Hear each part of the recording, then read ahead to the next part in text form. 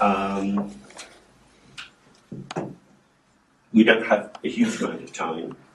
What I thought I would do first of all would be to introduce a traditional Tibetan Buddhist view of mindfulness, and then we can start to relate that to different psychotherapy theories and then think about how it might be taken into practice.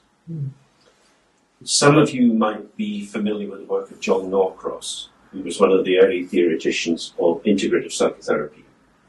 And he made a very helpful distinction between theoretical integration and technical eclecticism. He said that each system of therapy comes up with useful tricks of the trade and ways of doing things. And you can make use of these, but you have to clearly understand that these are techniques. Very often, the underlying belief systems are non-integratable because they are grounded in basic assumptions. For example, traditional transactional analysis doesn't have a strong notion of the unconscious, although Eric Berne himself trained originally as a psychoanalyst. So if you wanted to integrate Freud and TA as theory, it doesn't make much sense, because scripts and drivers are very different from unconscious drive theory. So when we come to think about mindfulness as it's been developed through Jon Kabat-Zinn and integrated as a CBT package, which is taken up by various groups and applied in different directions, this is a technique.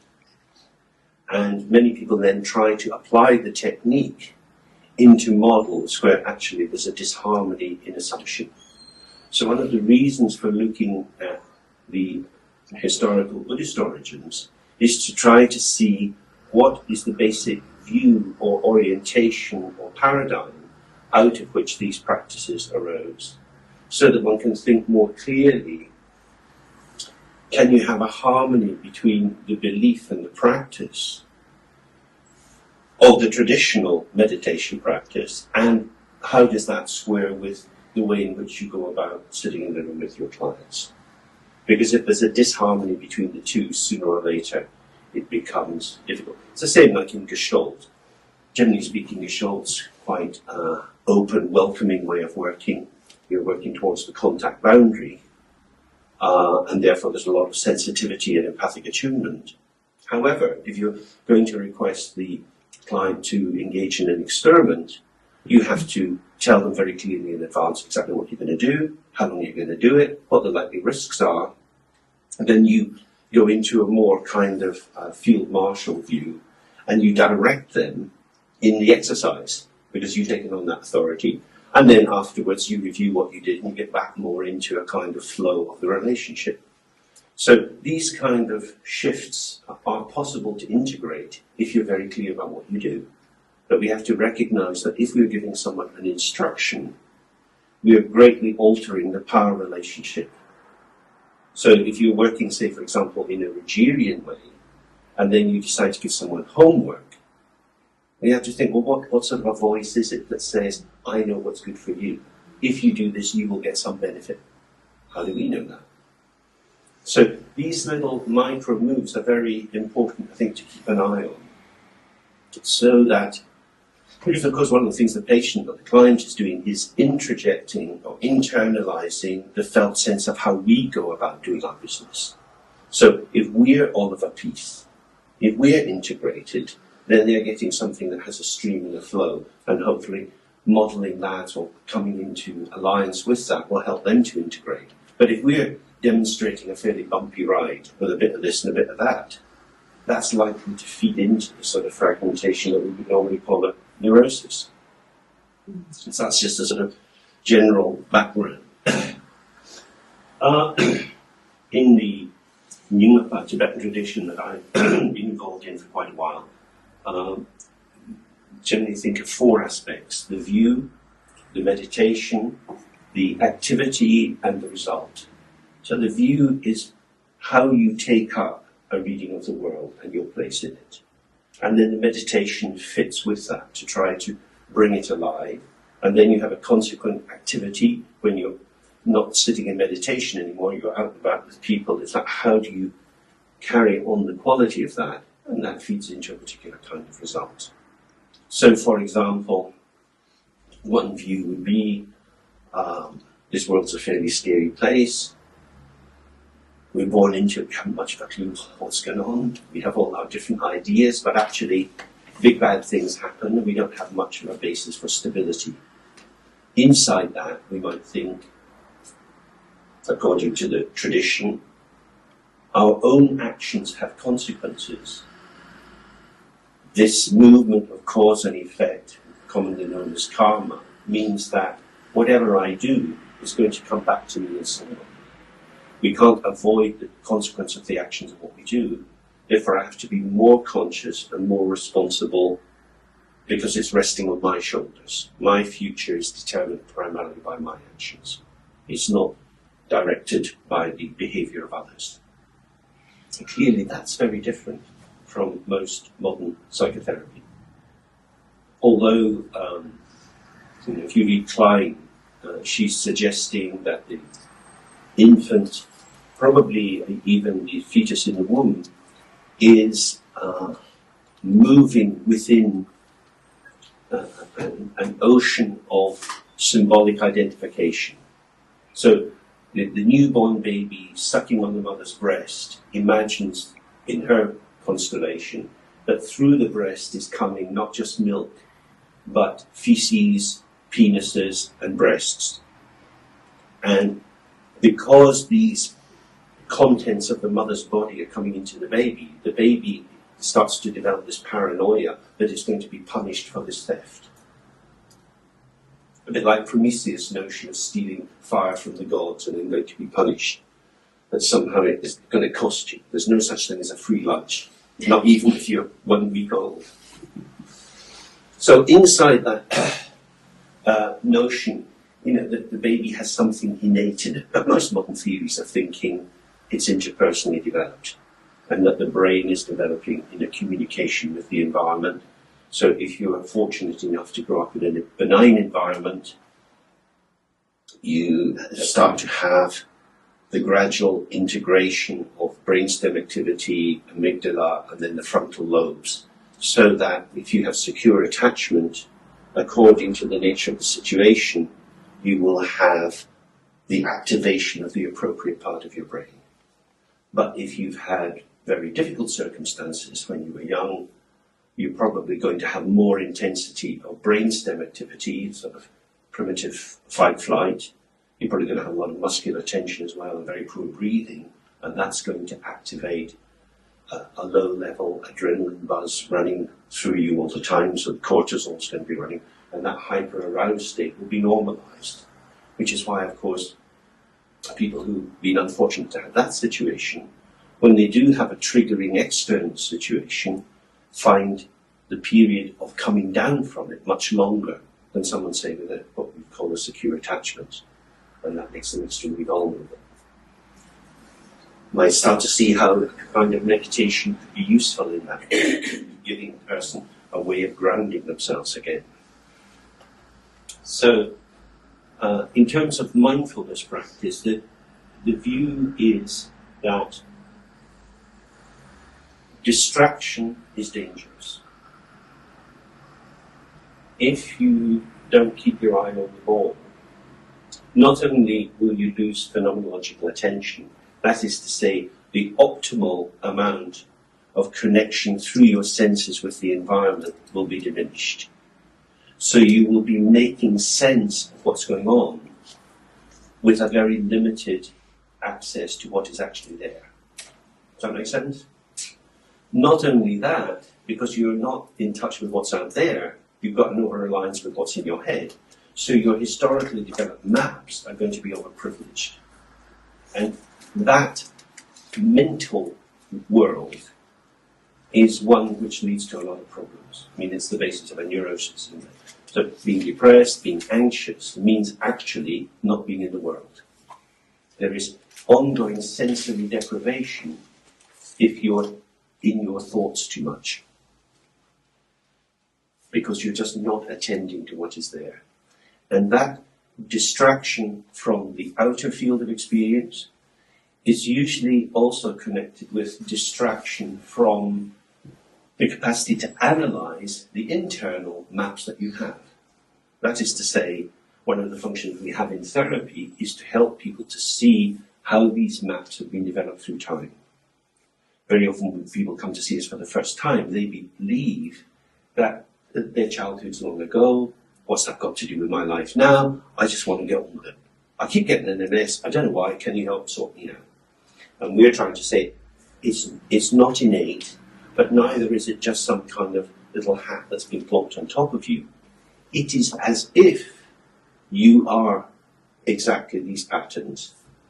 And it is as if that, because of your own habit of identification, and what we can do in the therapy is to help you to disidentify, to see these movements in progress, and through that to have more clarity as an observer, which gives a sense of freedom because you're no longer in confluence with what's occurring, and at the same time to have a clearer sense of the particular shaping of your own habits and procedures, which also helps you to normalize them, because you start to be able to see, oh, other people have what I have.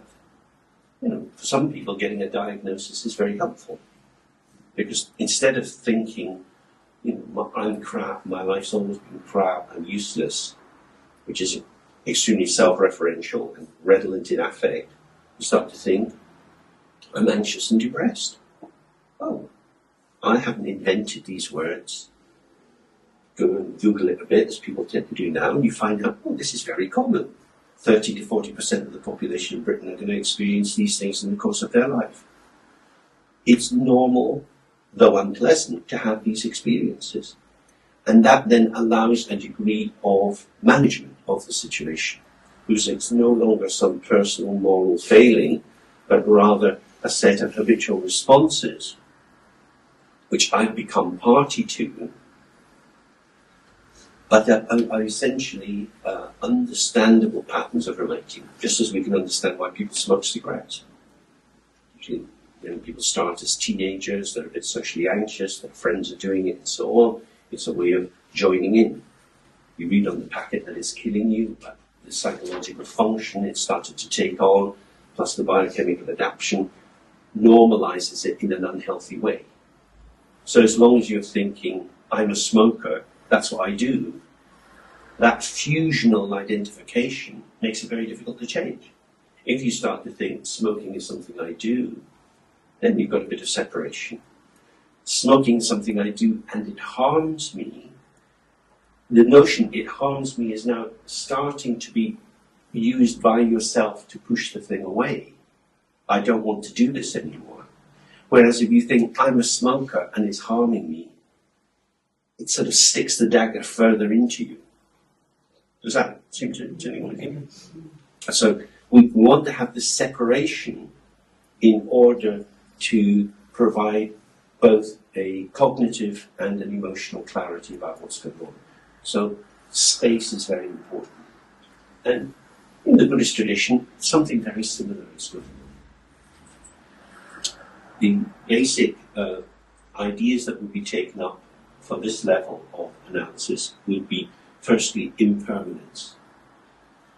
Starting to look around the world, to listen to the sounds that are going on, to have feeling and sensation, and to recognize that that's always moving. There is no continuity. We're sitting here, cars and trucks and so on are going by, and the sound is coming and going. You can't grasp that sound. We're sitting, you might suddenly move your body, you'll scratch yourself, the sensation's there, and then it's gone. We live in a field of movement, and yet we learn to make sense of the field of movement through objectification and reification. We turn the world into things. So, a couple of us just went for a walk along there to look at the ducks. And some little babies in their prams being plonked next to the ducks as if that's a marvellous thing to do. And you know, the mum's likely to be saying, that's a duck. Well, that's what we call a duck.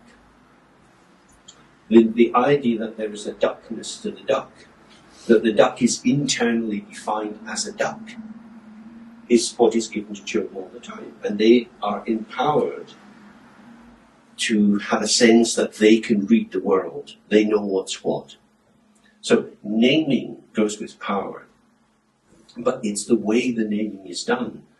If you name something and through that create the notion that this particular object has a continuity as itself through time, that it is always what I say it is now. It was like this in the past, it will be like this in the future. You can see that there's a sort of stabilization of our world. Oh, I'm able to predict what's going on. This is, in particular, one of the qualities of secure attachment. People who've got anxious, insecure attachment, and so on, have much more difficulty in making predictions which can be, to some degree, meshed with the dynamic, changing nature of the world. Because they cling on to something which can't be modified. But even though we modify our sense of what something is, the noun, if you like, the thingness of what's there, is modified or qualified through adjectives and adverbs. For example, across the road, there's been a little restaurant. And I was looking at, they've got nice engraving on the window saying that they used to serve different kinds of wines and food and so on.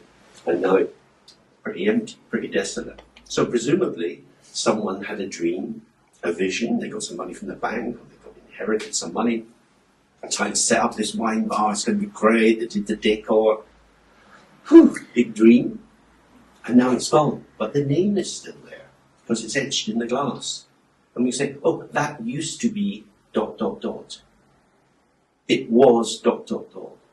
In that way of talking, it's as if there's still something there. There's the echo or the shell of something. But even when the restaurant was there, presumably different people went into it every day. Not the same people with their own same regular chair. So, and the staff would have been changing because they might have had a lunch shift and an evening shift. So, in entering the restaurant, oh, it's nice to be back here. Oh, they do this chicken dish or whatever really nicely here. You don't know. Chef could be changed. Could be the chef's day off. Some poor little 16-year-old's got a frying pan in the back. We don't know. It looks the same on the menu, but as you know, if you go back to a restaurant, often it's very different.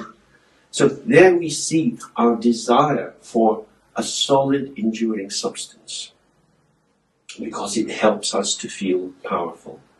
We know what's what. But the actuality is, this is a moving world. This is a changing world.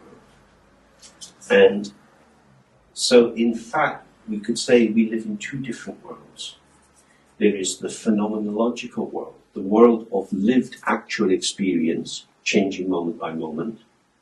And we have the conceptual world, generated out of abstractions about our experience, especially experience of the past, and very often also not even our own direct experience, but things we learned at school, things our parents said to us, things you see on the telly or on the computer.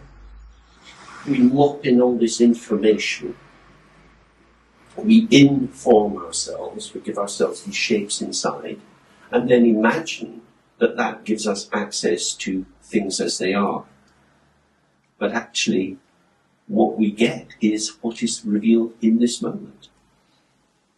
So, we get a little bit of sunshine is breaking through the clouds, and they get some light shining on the wall.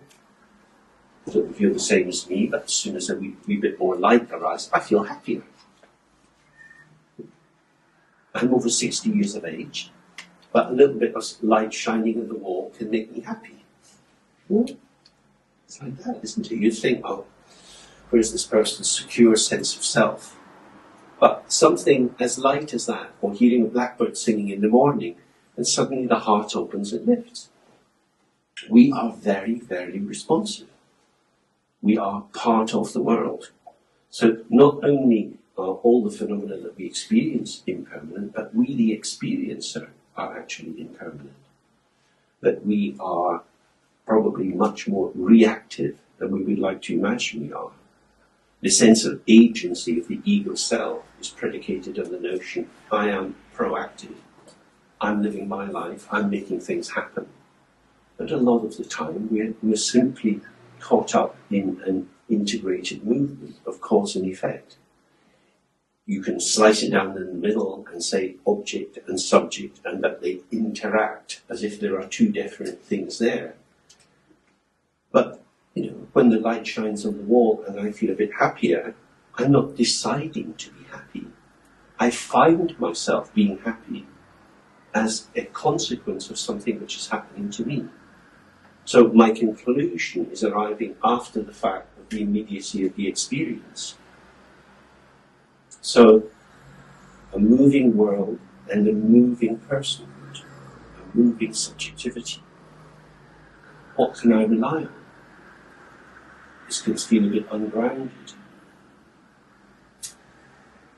If the sense of self is based on a consciousness that wants to know what's what, that's privileging knowledge about situations, that consciousness is going to be put into question a great deal of the time. That is to say, the richness of our lived experience is such that there are so many variables operating in it, we cannot accurately predict what is going on. However, what we can do is we can predict patterns. So we can probably all agree today is Friday. It's useful to know that. This is Friday. What is Friday? Friday's not anything at all. You could say it's the end of the week. But what is the week? So, Friday is a concept niched inside the notion of a week. Knowing that Friday is towards the end of the week, the last working day before the weekend, gives us a sense of knowing something. And that's like a chess game. Chess has carved pieces that are moved around according to conventional rules. It's an entirely artificial thing to do to learn to play chess. Friday is completely artificial in that sense, because you cannot say on the basis of today's Friday what next week's Friday is going to be.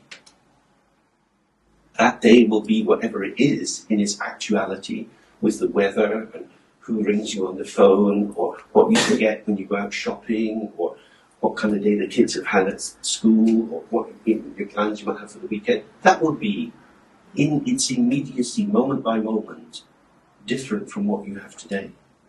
So calling it Friday and saying, thank God for Fridays, that's as if they were all the same, like saying thank God for bananas. That when you eat a banana, you get that particular banana. Same like with apples. Well, we know that russets taste different from Cox's peppers. But you bite into a russet, it's a bit dry, this one. It's not a real russet. It says russet, looks like a russet. I know what a real russet tastes like. Same as having a bad cup of coffee. It is coffee, but it's not the coffee that I like to have. So in that way we can see that there's a very subtle but ceaseless ongoing conversation between what is actually appearing, what's actually directly experienced, and the ways in which we make sense of it. When we have mental health problems, if you like, I think generally we can say the consequence of that, or perhaps that these are a consequence of slipping away from the widest possible interface with the world. At the far extreme, you've got psychotic disorders, in which there could be a very great cut-off, a sort of schizophrenic schizophrenia, where somebody is absolutely not connecting very much at all through the senses, with states of anxiety, depression, preoccupation, OCD, and so on. These are conditions in which a person is caught up in a conceptual world. They're worrying about something. I couldn't get to sleep last night. I kept thinking about it's night time. You put on some music. I can't listen to music. I just got to sort this out. I've got to sort it out. That person is not in the world. Well, they're in their own private world. They're in a labyrinth of their own thoughts. a tortuous sort of pseudo-reality. It looks as if it's got some substance to it. It looks as if the activity they're pursuing is meaningful. But to someone looking from the outside, you feel this terrible pity for them, that they're lost in this awfulness that has essentially no meaning. Panic attacks are generally meaningless. The person is frightened of something that is actually not very frightening. There are plenty of things to be frightened of in the world. If I was living in Kabul, I'd be scared shitless all the time. But if you're living in a place like this, you've got a few things to worry about, even if you lose your job. These things can be managed in some way. There's some degree of safety there. But when somebody gets into a panic attack, it is as if it's the end of the world. I'm going to fall unconscious, it's going to be terrible, I'm going to die. This is a confectionery. It's like candy floss. A few little specks of sugar are heated up and spun around, and this great cloudy stuff you get on the stick in the fair. That's what these sort of thoughts are. There's very little substantial basis to the worry. But going into the amplifying accelerator of one's own habitual thinking, it gets all fluffed up, like eating egg white. That's because the person can't ground themselves in the world. So, this second aspect of interdependence, or often translated from Buddhist texts as dependent co-origination, means essentially there is no real difference between subject and object. Although we live inside this skin bag and we feel ourselves to be inside it, our skin is connected with the world. It's both a kind of border with its guards so people are safe, but it's also a bridge out into the world because we're continuously picking up information. And because of that, when we're reasonably healthy and attuned to what's going on, we're going to be touched and moved. And this is probably the joy of life, isn't it? It's pretty awful when you can't be touched and moved. That's usually the first sign of depression, that it's as if there's a muffling zone between you and the world. And when you start to feel more in yourself, you get it. Things get through to you, and you go out to what's there. In Buddhist language, this is also described as non-duality. It means that the dualism of saying, I live inside my skin bag, I have access to the world which is not me, there's self and other as two radically distinct categories, is actually an illusion. Now, I can decide I'm going to get up and walk out the door. I have two legs which are still working, so I'm able to do that. In that sense, I'm not you, because if I stand up, you guys don't necessarily stand up. So we could say on an ordinary level, it's obvious self and other are different. And yet, how I am is brought into being by the nature of the other. So the conversation that you might have with your friend in a cafe is going to be very different from the conversation you have if you're sitting in the consulting room with a client. You're the same person. Why is it different? Because you're in a role. And you have role-determined behavior. Some things that you might think, but you wouldn't say if you're the therapist. However, also, if you're in the cafe, some of the things you could say as a therapist, you wouldn't say to your friend. So it cuts both ways. There's freedoms in both directions. What is a role? It's a way of mediating connectivity. It's part of the choreography of how people interact. Wouldn't that be right?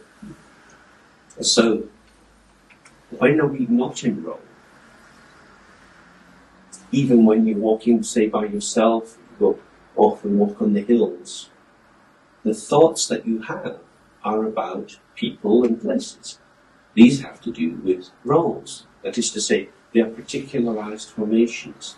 What the subject appears to be in any particular moment will constellate the object in a similar kind of way. Does that make sense? Mm-hmm. So if you were, for example, if you say you get pissed off with your boss at work, and you feel, I don't know, scorn or put down with somebody, and it rankles, sort of moving around inside you, and you can't let go of it. When you're walking and you get into that state, your image of your boss that's arising in your mind, the person you're tussling with, is a very diminished sense of who that boss is, because they have a huge arc of activity. It's not just in how they are in the work, and you've seen them in different ways, but also in their lives. But in the moment that we're really pissed off with them, this is what they are. I've got them, I know. And we are also trapped, so you get that incredible lock-on. And one possibility of observing ourselves in this way is to see that from the moment we wake up to the moment we go to sleep, there is a ceaseless movement of particularized shapings or positionings of ourselves with a concordant shaping of the other. That as I take myself, so I take the other. And as I take the other, so I'm taking myself. Does that make sense? So all the different moods that we go through, the different ways that we think, serve to act as kind of lenses or ways of slicing up the world. And we find ourselves then with a kind of continuity that it's my life and I'm me, but the content of ourselves is changing all the time. So our, if you like, our ingredients or our contents are unreliable, unpredictable and changing, and yet we talk as if there's a continuity of self. We make lots of statements of, I'm going to. Just like children say, well, at Christmas, this is what I'm going to get. Little children don't have too much power about what Santa Claus is going to bring them, but they get very, very determined, having watched all this crap on the telly. This is exactly what I'm going to get. And we as adults have the same. We don't know what the economy is going to do. We don't know whether we'll be able to hang on to the kind of lifestyles we might have built up. There's a lot that's up for grabs. And yet, we want to be agents who can make a mark. So, interdependency or codependency or co-emergence, you could describe this in various ways, is pointing to the fact that there isn't a fixed stability in ourselves moment by moment. That is to say, there is an absence of any solidity in our sense of self and in the objects of the world. That they are fundamentally constructs. In Buddhist language this is called emptiness. So, for example, here's a watch. It's not just a watch, it's my watch. So I am adding my to this watch. And if you decide to take this watch, I will say, excuse me, that's my watch. The minus of my watch is not in the watch. This is a watch. If I needed some money and I had to go to the pawnbroker, it would just be a watch in the window and someone could buy it. But it's my watch. Okay? So I'm projecting my onto this object. That's a movement coming from my mind. I feel entitled to do it because it was my hard-earned dosh that bought the damn thing. So it's my watch. But that's a name that's been stuck onto it. Someone else could have bought it, and they would then be calling it their watch. They'd be quite entitled to do that. The minus seems to be inherent in the watch. When I look at it, it's mine. Or if we'd left our shoes at the door, you'd recognise your own shoes. These are my shoes. You bought them in a shop. At that time, they were shoes. Then they were shoes I like. Then they were shoes that can fit me. Then they were shoes I can afford to buy. And then they're my shoes. And it's very interesting to observe that movement into identification.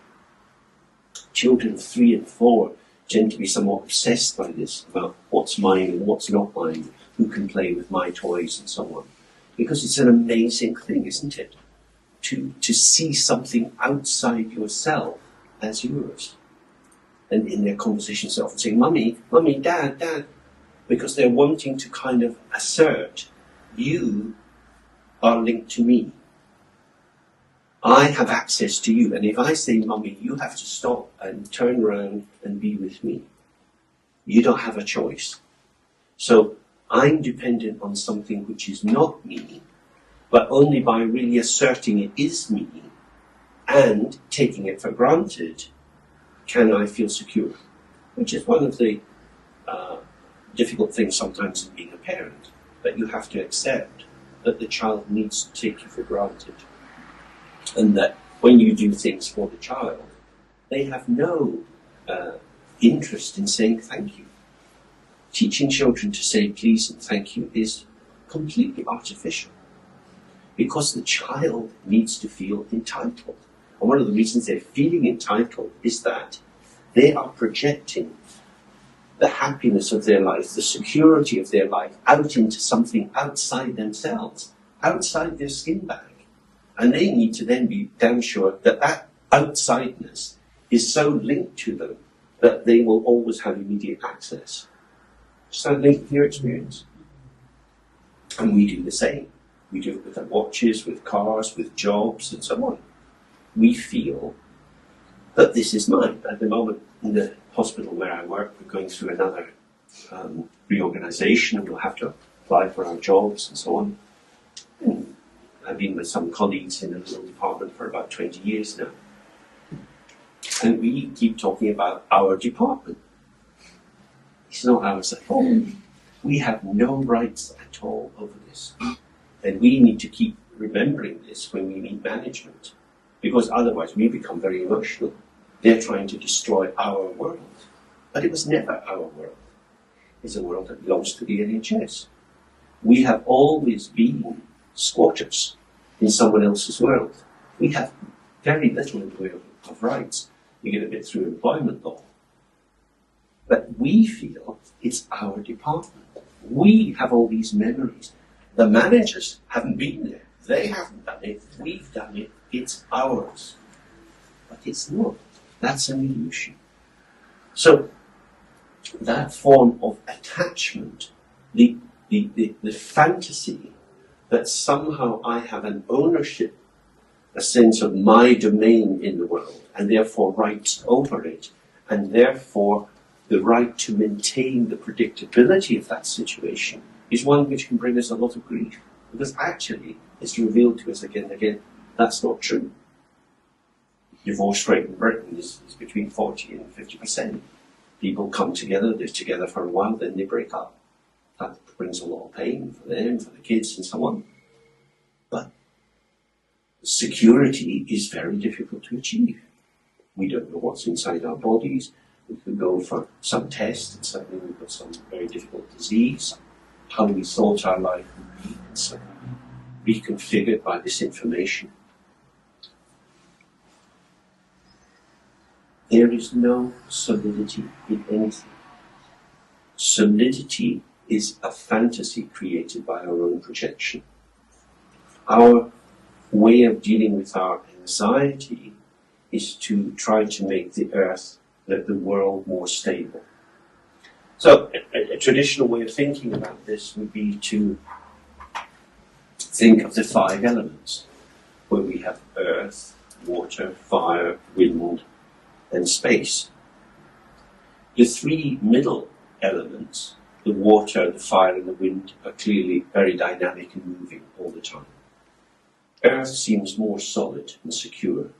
And then we've got space, which, although ungraspable, seems to have a continuity to it. It's not fickle in the way that the wind is. Actually, we find ourselves in a moving world. What we experience primarily is like the interplay of water, fire, and wind. Things are changing all the time. Just as if the sunlight comes back, the brightness of it, I'll respond to that. It's fickle, it's undetermined, it can't be predetermined. However, that ungraspability of experience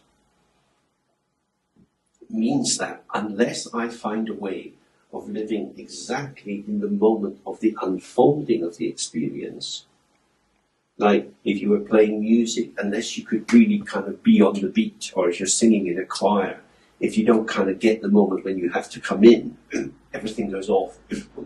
What have I done? Being in rhythm, being on the point, gives us that sense of belonging. We're not really belonging to anything, but we are in sync. We've synchronized with the flow of events. That's quite difficult to do. That's really what mindfulness is. Being present in the moment as it unfolds, as openly and as fully as possible. However, we don't always stay with that. And when we wobble out of that, we start to get anxiety because we're out of kilter. We're off balance and we can't necessarily get back into the world. You know, when you get an off day and you're thinking, I don't know why I'm doing this anymore. What's the point? That sort of slipping away. It's a dreadful feeling. You can't inhabit your life. Everything, it's like having ashes in your mouth. It's sort of, you can't get back to being yourself. You know, if you could have a little pump and just blow yourself back up, that would be nice. But the spirit has gone. You long to be inspired, to be alive again. But there's just this sort of being less than. And then, of course, we try to hold ourselves together. We try to make something. What this is pointing to is that the movement of the waves, if you're in them, if you're out and you're young and healthy and you're windsurfing, it always looks amazing. There's just zipping along on the crest of the waves.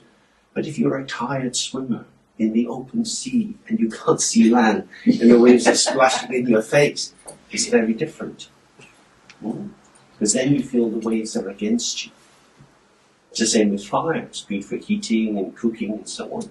But if it's burning your house down, if you're getting sunstroke, it's not much fun. The same with the wind. It can be nice if it's light and it's just blowing things around. But if you're out in a cold place and the wind is relentlessly blowing, like in the Himalayas, it freezes you to the bone and you want the thing to stop. It's just awful. Like the Sirocco, one of these strong winds that comes down week after week, it starts to drive people crazy. So, how can we stop the horror of this chaotic movement where we can't find our feet anymore? Go to the earth then. Solidify. I'm going to assert my definition of what's going on. I'm going to secure the territory. It's an awful lot of work. It's an awful lot of work. And it's usually not very successful, but it's, from the Buddhist point of view, this is what we spend our lives doing. Traditionally it's called samsara. Samsara means turning and changing. It means unpredictable, unstoppable. And what makes it bad is that we don't get it, that you have to keep moving. We try to stop it and control it. And that's what makes it suffering. So I remember in my primary school, if we were lucky and not too much trouble, the girls would let us join in their skipping games. But the girls were always much better than the boys. And when you get two girls holding the rope and they're going round and round, and you have to get your body into it, then they do this thing with a double rope, isn't it? But you really, you know, and the thing is, as the rope's coming round, you feel it in your body first, don't you? You see people are going like that and they're getting in the rhythm. So what they can see is the movement of the rope or feel from the wind as it's coming round. They're taking the rhythm into the body and then they're aligned with it and then it goes okay. And so it's how do you feel the rhythms of the world as something you can participate in. That alignment is complementary in both directions. Both people are fulfilled by getting in the rhythm, rather than feeling that alignment is a terrible imposition, that I am being forced to do something I don't want to do. And again, we can see that when we feel healthier, we are more up for it. That there's a flexibility that goes with feeling okay. And when we have physical but also mental problems, we tend to become more rigid. So that's the earth element, both volitionally in that I want to stabilize what's going on, and also defensively in terms of I've got to hold myself together, that solidification becomes a false way of trying to stay stable and secure in a moving world. The only way to be secure is to move with the world, to be open, to be present with things as they are, as they reveal themselves to be. And none of us can predict the future.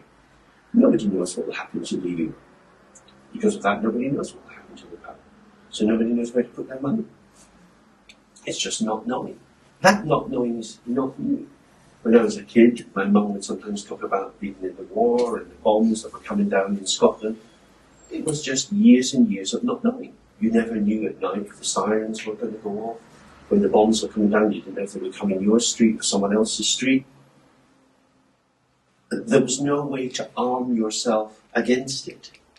So a great deal of the public relations in the Second World War and a great deal of the stuff that's in the songs was about just, we'll be fine. We'll be all right, don't worry. Which is fabulous, isn't it? Because it means don't solidify. You know, it's like if something bad's going to happen, you pull yourself together, tighten all your muscles. If something hits them, you're going to get a very big bruise. But if you stay loose and you get hit and you move with it, you're going to get much less of a mark. But it feels counterintuitive to us. It makes sense to arm yourself against the world. You're being hostile to me, well, I'm not going to let you do that. Rather than moving with the flow and learning to bend and give ground when we can't win and then come back. Because there's a pulsation that, you know, if we look back over our lives, sometimes we've been winning, sometimes we've been losing, and that's gone up and down. And when we were winning, it didn't last forever. And when we were losing, it didn't last forever either. That could lead us to certain conclusions. That we should be where we are. But how do I do that? I don't want to be where I am. I don't like it. If I give in to these circumstances, I'm going to be annihilated. This is certainly something many of my patients say. That acceptance of how things are would mean defeat. And that only struggle allows them to assert that they're still there. From the Buddhist point of view, this leads us into thinking about, well, what is the nature of the self? If the content of my experience is changing moment by moment, what is it that remains? Since you woke up this morning, I guess you've all had many, many different experiences. Going to the toilet, doing your teeth, making a cup of coffee, maybe getting kids to school, whatever it would be. Lots of different things. You've probably talked in different ways to people. You can arrive, you had a cup of tea here, and you're chatting with people. Some people you know, some people you don't know. Lots of different sensations, feelings have arisen and passed. That's just in a few hours. And it was like that yesterday, the day before, and the day before. All the days of your life have just been this flow of experience, out of which we generate certain abstract conceptualizations, such as what I like to do, my favorite color, what I like to cook, and the names of my friends, and so on. We make patterns and listings which we feel to be enduring, but actually only have meaning if they're activated. Because you might have a friend and think, oh God, I haven't spoken to Nelly for a year. So you catch up. They tell you some stories about what they've been doing. You tell them some stories about what you've been doing, and you feel connected again. Connected by what? By stories. What are stories? Just abstract confections again. Who is the one who is having that experience? That is to say, does the experiencer have a content? So, I have the experience just now, I'm in the room with you. If I turn this into a story, say I tell someone later, oh, I went to Hereford and I met these people, and da-da-da-da-da-da.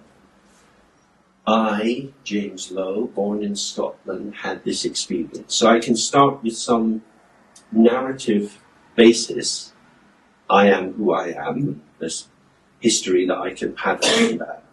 from this basis, this is now an account of my experience of being in Hereford. But saying that I was born in Scotland is a storyline. It's a temporary content of the mind. It's passing. To say that I'm male, to say that I'm 62, to say any of the things about me, it's a concept. And the concept comes up in the mind, maybe comes out of my mouth, and then it's gone. It feels a statement of truth, but it vanishes. And as it vanishes, some other message comes up, and then I'm saying something else, then I'm saying something else, then I'm saying something else. Who is the one who is speaking? I can say something about that. The question is, can I be present as the one who is speaking without telling myself a story about who I am? In the Buddhist psychology, they distinguish between an aspect of our mental experience, which they describe as consciousness, which is I have hearing consciousness, I have smell consciousness, I have sight consciousness, sensation in the body, taste consciousness, and so on. These sense consciousnesses are organized by a mental consciousness, which organizes the sense data according to habitual patterns of interpretation. That is to say, we're always editing our experience according to our particular take on the world. So, for example, I'm not interested in motor cars and I don't drive. So when I walk down the street, cars are irrelevant to me. Some people are fascinated by cars, so when they walk down the street, they're registering, oh, that's a new kind of Jag, well, how much that costs, so what I'm doing. Their mind starts hooking on that. I have no hooks like that. I just think they're noisy things I wish they didn't exist. That's me, I'm an old-fashioned pedestrian. So the habits that we have in our mind are affecting how we select the sort of topology of experience, what things become big and what things sink down into the valleys. And this movement of conscious interpretation is going on all the time. And it always has an object. That is to say, I am always conscious of something out there. Subject and object are moving together. And the particular patterning of the subjective consciousness is the basis of what we call I, me, myself, my ego sense of who I am. However, if we just attend to the flow of experience, and we'll do some meditation practice after the break. If I attend to the flow of experience, each of these constructs, which is like a gentle caress, it's reassuring me that I am who I am. I am like this, I am like that. Knowing things about ourselves is sort of, just helps me to settle. Each of these gestures vanishes. That is to say, self-soothing is an ongoing process. It's not just kids who need a hug and a kiss to get them settled if they've had an upset. We need it all our lives. And we reassure ourselves by the kind of clothes we might wear, the way we make our own cup of tea and so on. The familiarity of these patterns and objects confirms I am who I am. This creates a kind of waterfall in mind, that this flow of thoughts and feelings is always coming down. And this is what we experience. We don't see what's behind the waterfall. We don't even see the one who is really looking, because the consciousness of me being me is always filled with the content. I'm tired, or I'm thirsty, or I'm interested. I'm always something. There's a bit of a question here. If I'm always something, and if we had time, we could all go into pairs and blether a lot together and make huge big stories about who we are. All of these somethings that I am, how do they fit together? Is it one layer on top of another, like some kind of endless lasagna? And you have a slice of that and sink right down. Or is it more like the ingredients in a kitchen? You've got lots of little jars of things, of herbs and spices, and according to the dish you're cooking, you take it off the shelf and pop it in. So the aspects of ourselves, our habits, are more like resources we manifest. If the latter is the case, who is the chef? Is the chef situational? That we find ourselves speaking in particular ways, let's just say we are constellated as ourselves out of a particular situation. It's not like I am deciding to be this way, but I find myself being this way. So my self-referential sense of personal identity is arriving after the fact of how I've revealed myself. Does that make sense? That we often think, why did I say that? Who said it? I said it. So who is the one who says it? It's the one who always says it, which is to say, it's the ingredients in the kitchen. And they just slip in. Oh, put too much salt in that. I should have done it. What can I do now? Instead of then you apologise to someone who adds something to cover the salt. We still have the question, if all these things are passing through, there would have to be a space. When you get a traffic jam, see, here's a crossroads here, if you have a lot of cars coming down, they've got to work out the sequence for how to get through. And if there aren't any lights or indicators of right of way, you could get a logjam, couldn't you? There's too much traffic. When the traffic is modulated to respect space and people take it in their turn and they move into the space that's available and around, the traffic keeps flowing. You think that's right? That would indicate that flow requires space.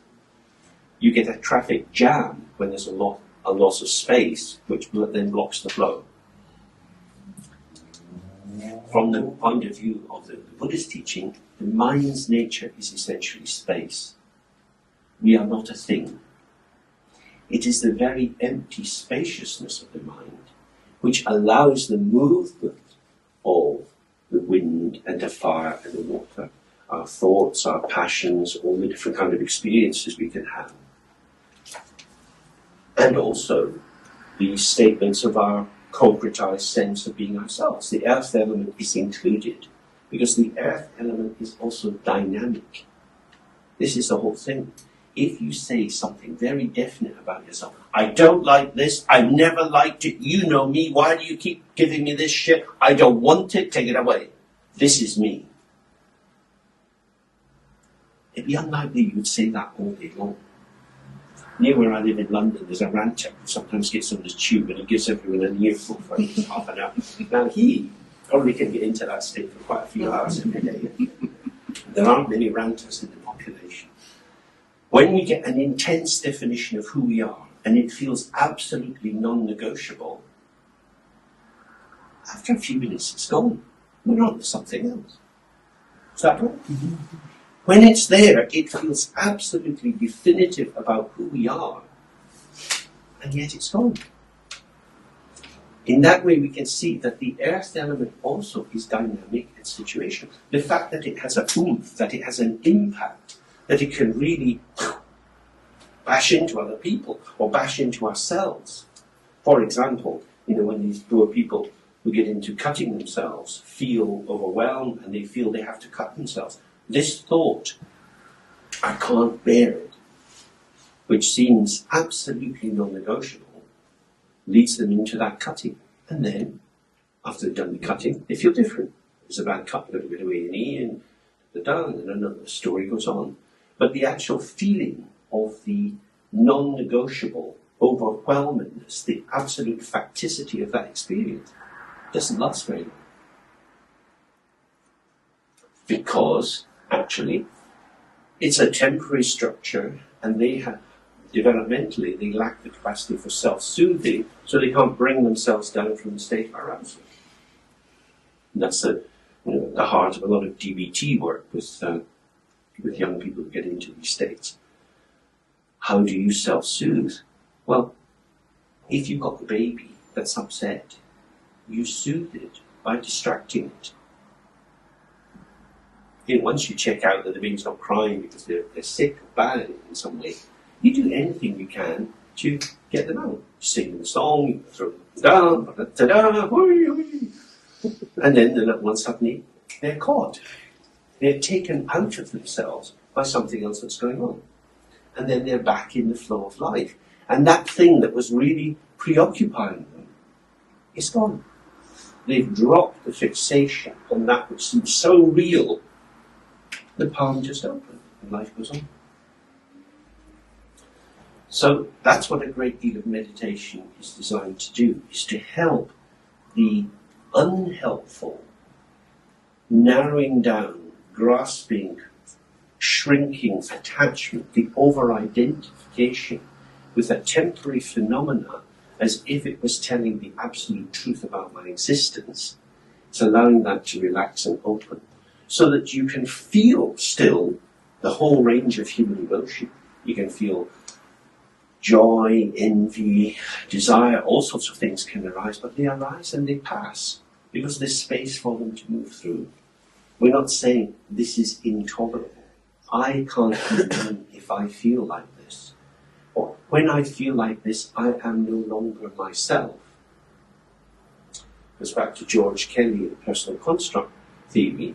If you have a tight self-construal, you're very much at the mercy of circumstances.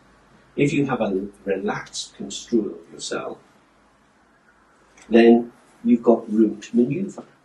Maneuver means, be manipulated, have the world press you and move you about. So, the earth element, defensiveness, the concretized statements of self-definition, while they appear to be helpful, are actually the source of great misery in most people's lives. And so the work in therapy and in meditation is to help people have more space to observe what's going on, space to see the flow of experience externally and internally, and also the space in which they can start to recognize the increasingly subtle levels of identificatory movement, so that you can find a state of still awareness which is not changing, within which movement is occurring, so that the movement and the stillness start to collaborate. You get a synergy between the two, rather than trying to still the world and make everybody fit in with your plan. You find the stillness in yourself, so that the turbulence of the world is just like the waves on the surface of the ocean. There is still something unchanging underneath. When our lives are too extroverted, and we live in incredibly extroverted times, there is so much stimulus through electronic devices, the need for rapid reply to emails and so on. We're in a state where we can't find the right mood in order to reply. That is to say, the object is determining what we have to do. So we artificially wind ourselves up into these driven states of being in service of this great machine that we all seem to be part of. In that state, there is no stillness. And of course, the fantasy is, when this is over, I'll be okay. And this is one of the grounding images, which from a Buddhist point of view is false and misleading and unhelpful. And it comes from the book of Genesis, that God creates the world. Each day he's doing something. And on the seventh day, he rested. Work over. It never stops. There's just one thing after another. Anyone ever had a complete holiday where nothing was happening? It's an illusion. When I get through this, it'll be better. Can you remember, doing your O levels, then you do your A levels, then maybe you go to university. Exams, walking across the Sahara Desert. finally you're free and you get a job and there's a debt. And then you have kids. It never ends. So this kind of, like in Alice in Wonderland, there's jam yesterday and jam tomorrow, but never jam today. It's this endless deferral and displacement which creates both the need for permanent arousal, but also a sort of unsettlement. Now, when you're young, you can interpret this as excitement. There's always something going on. What should we do? As the years go by, does it never end? You find something a bad day, thinking, I've had enough. It just doesn't stop. So, from the Buddhist point of view, that sort of experience arises from our alienation from our own ground. So, at the ontological basis of our existence, the very quality of being or aliveness itself has been covered over by this excessive activity. This activity, excuse me, this activity is nothing other than the creativity of the open stillness. So being reveals itself through becoming. As to say, in the course of a day, we're many, many different people, doing many, many different kinds of things. And yet, there is the continuity of ourselves. This continuity is like a thread running through a series of beats. So each moment of the day, the beats are different. Different feelings, different thoughts, and so on. But there is this thread, it's my experience. So, for the thread to go through the beads, it helps if there's no knots in the thread.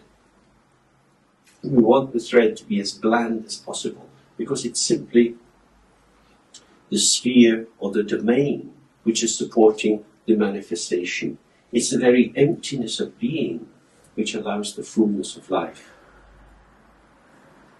If the self becomes full, it becomes full of stuff, and that is effectively a foreclosure to the next moment. No?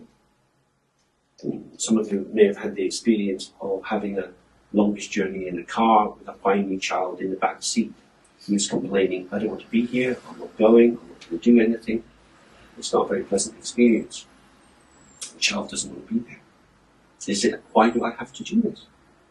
It's not fair. I think that's not an uncommon event in life. How do we help the child to let go? They're on to something. They are asserting their right to have their own experience. An experience which is making them unhappy and driving everyone else nuts. They're not doing themselves any favour by being, as it were, true to themselves. Because actually, they're losing themselves in being true to themselves. So, if we take the flavour of that and we reflect on our own lives and the lives of our patients, we can see that we all get into these obsessive identifications, where by investing some particular moment or project or fantasy that we have about how life should be, by investing it with a lot of importance, it prefigures the space. So we come along with an idea of how it should be, and then how things actually are bang into our idea. And if we've over-invested this idea, instead of it being malleable and adaptable so that we get at least a bit of what we wanted, if we hold on to it rigidly, we just bang into events. And like the disgruntled child, there's nothing but misery. Because the child actually can't stop the parents making the journey to visit their grandmother or whatever it will be. It's just something that has to be done. It's not a hellish punishment. But I don't want this to be happening. Shows the tragic and pathetic and poignant stupidity of the ego. You know the story about King Canute, who decided that because he was king of part of England and a very powerful person, he was the commander of everything that he could see. So he ordered his throne to be put on the beach, and as the waves were coming in, he said, I am the king, you will stop. And of course he got wet. And that's what we often do as the ego. We pitch our tent and we say, here I stand, and then life knocks us about a bit. Oh well. What we don't get from that is the real sense, maybe I've misconstrued what's going on. Maybe the fact that I keep getting whacked by life is telling me I'm out of kilter. I'm not in rhythm. If I could get into the rhythm of it, if I could move with the world as it unfolds itself, maybe life would be easier. Maybe I would be happier, more relaxed, and more value would come. But what about my positions? What about my values? What about me? And the solidification of that, which appears to be fundamental, necessary, and helpful, actually is the basis of so much grief. So, of course, these are themes which many forms of psychotherapy are trying to loosen as well. And after the break, we'll start to look at how meditation might provide an additional way of gently teasing out the nature of this knottedness, seeing what function it performs, and finding a way of being open, which is also, in a sense, being naked, and being safe at the same time. To start to see that the naked experience of being in the moment is actually safer than wrapping oneself in clothes. Because the problem is, especially you see at this time of the year, you don't know what the weather's going to be. You know, I put on a heavy coat with the tube early in the morning, but by the time I come out at work, it's very, very hot. It's like that. What clothes shall I carry? So there's something about, in order to put on the clothes that are required, like in the kitchen, having these various ingredients around us, can we use the clothing as a bridge or a medium of communication with other people, rather than as some sort of scared fig leaf to protect ourselves from a world that might invade us or control us? So that being naked and would, from the Buddhist point of view, be wisdom, and wearing different clothes situationally would be compassion. That is to say, speaking with different voices, giving different degrees of eye contact and so on, with different kinds of people, would be exactly the right way of meeting them. Some people need a very gentle caress, some people need quite a firm kind of boundary setting. We can only do that if we can arise into the moment as the moment requires. If we've got a prefigured agenda, if we've got a huge wardrobe full of clothes that we like to wear because they make us feel like who we are, that's going to get in the way of that meeting. Okay, shall we take a wee break there? Tea.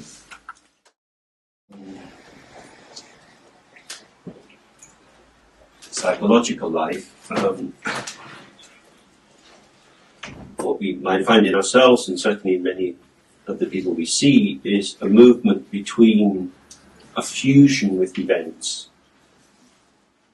and a objectification of the self. That is to say, particularly with what's called borderline personality disorder, you often have a high degree of impulsivity.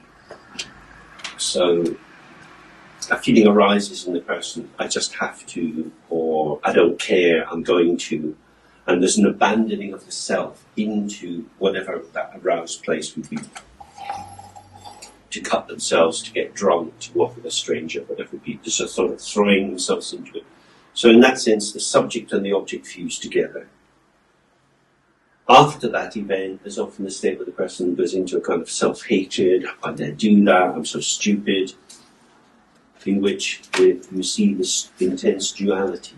So you have fusion to intense duality, in which in the duality, one part of the self is blaming another part, giving a very concrete sense of who they are.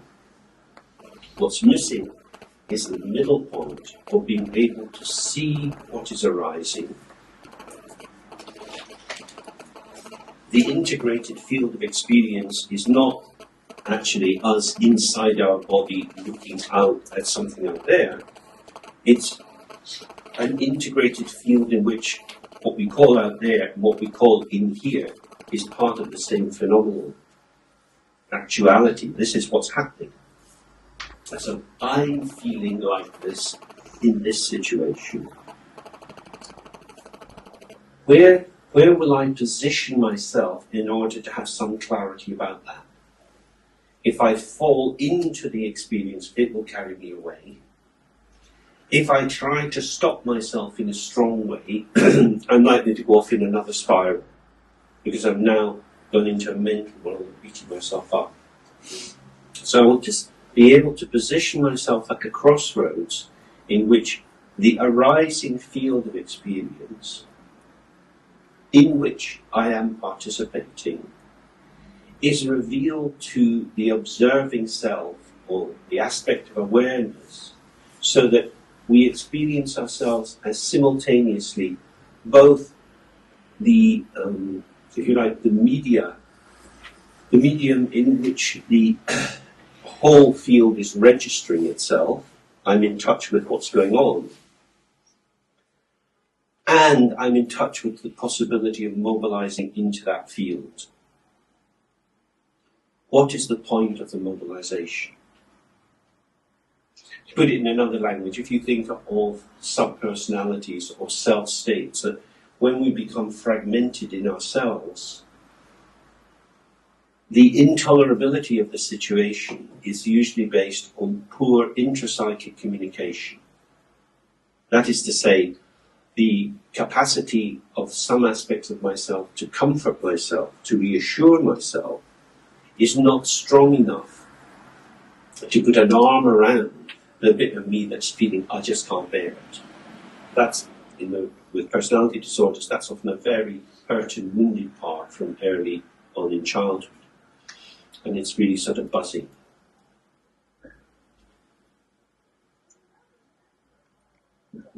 Normally in therapy, we're trying to strengthen the aspects of the self which would provide the internal self-soothing and reassurance.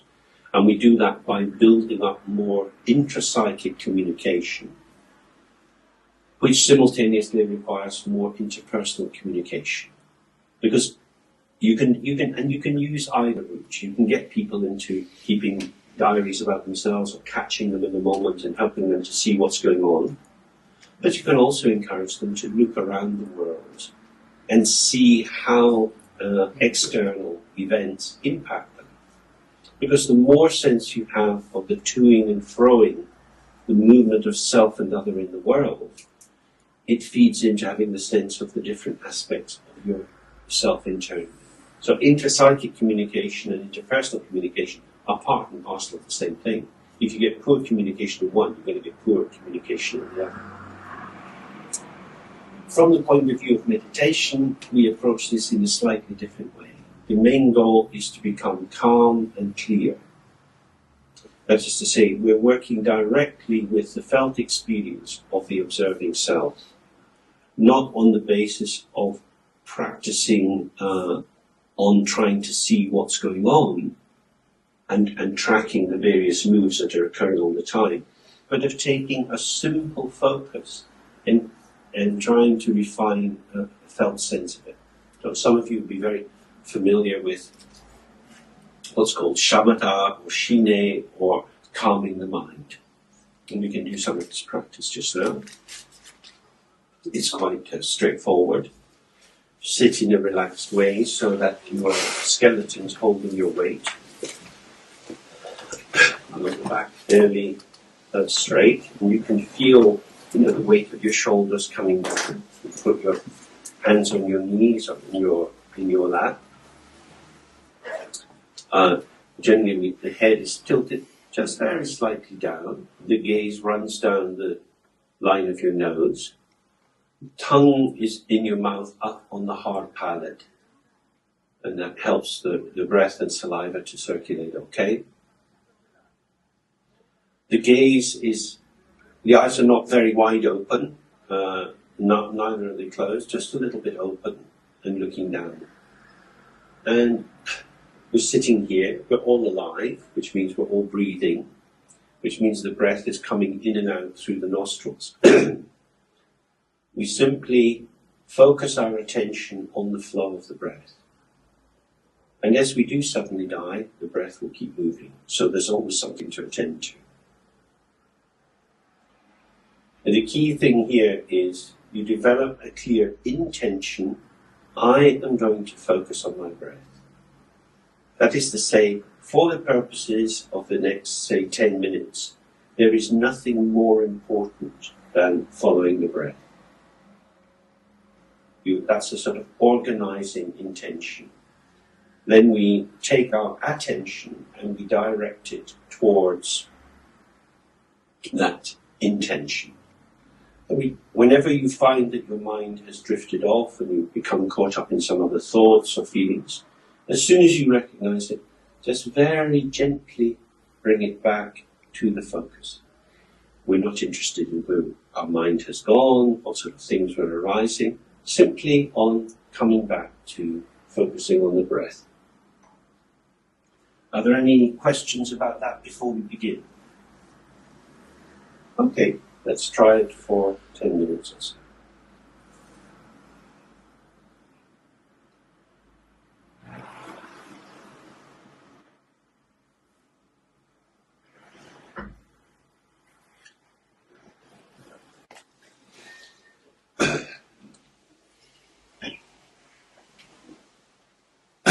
So, clearly, lots of stuff happens in the mind. The mind wanders this way and that. In the tradition, it's sometimes described as being like a water meadow, where just under the ground there's a little river flowing. You don't see the river directly, but you can see the things growing on the top that are fed by it. In the same way, this stream of consciousness is going on all the time. It's been a very influential idea in Western psychology from the time of William James, that this movement of the mind, which is almost coming into form and yet ungraspable, is the, you can say, bedrock, but clearly it's not a rock at all. It's a ceaseless movement which exists as an ongoing potential, and we could dip into it or not.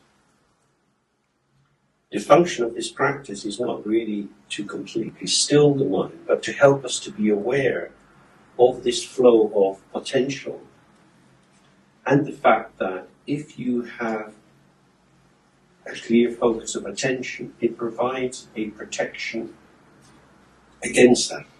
Just as in some other methods of meditation, people rely upon mantras. The mantra is simply a series of sounds which are repeated again and again and again, and they allow the mind to have a focus which protects it from distraction. The meaning of the word mantra means protector of the mind. Manas, the mind, and Dra means protect. So, just as, say you've got a boring wait in an airport, if you're lucky you've got a good book and you go into your book and you sit there, every now and then you check your watch and think, oh, what's happening? But the book's good, and it provides a protection against all the turmoil. And if you didn't have that book, you might be getting much more agitated. Now, with a novel, you give yourself into the storyline. There's quite a lot of fascinating hooks in the characters and so on that keep your attention. When you're focusing on the breath, it's not nearly as interesting. Breath is actually quite tedious.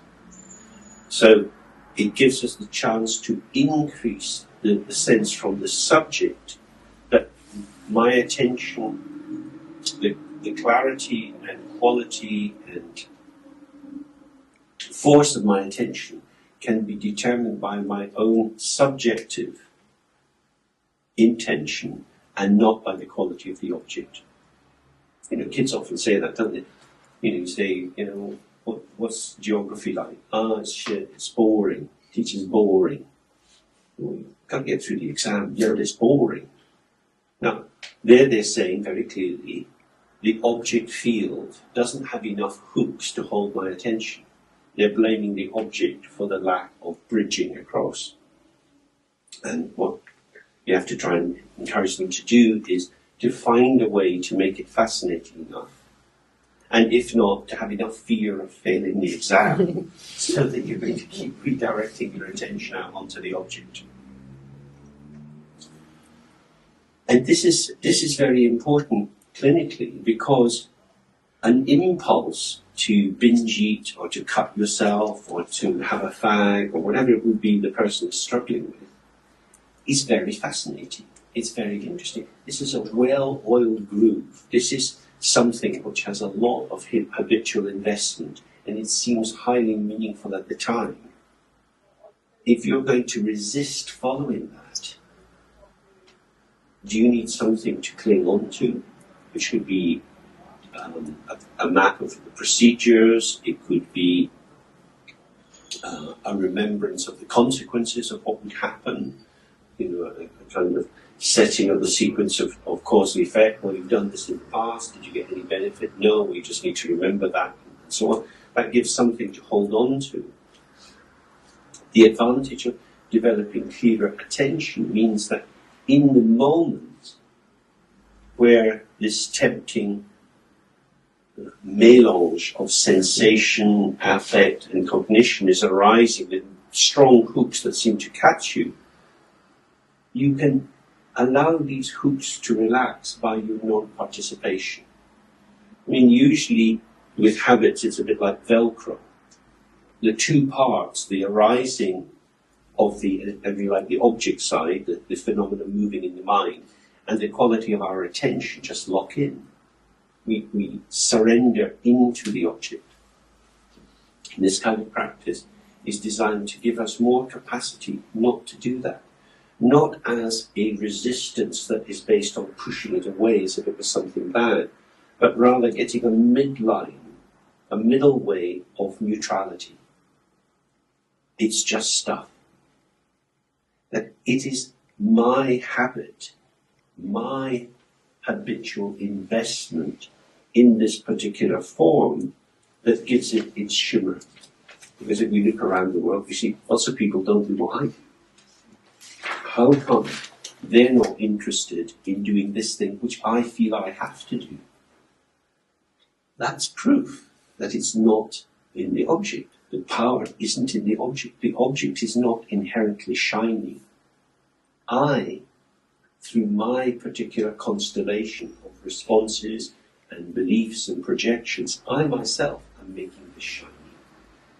And you see that, especially with young girls when they're starting to move towards altered eating patterns or starting to cut themselves and get superficial scratches and so on. And they're starting to invest this as something really important. That this becomes a place whereby they can stabilize and some sense of power and definition in their lives when they're at the mercy of hormonal changes, bodily changes, and so forth, which are deconstructing the familiar sense of who they had before the puberty started. And you can, in that, and it's often very painful clinically, you can see how anything can be invested with importance. The most stupid nonsense things can be invested with importance. This is part of our human conditions. We are suckers. We are monks. Barbie, My Little Pony, cheap plastic tat, in an old-fashioned word, rubbish. But not rubbish to the little person with big, big eyes looking at it. Wonderful.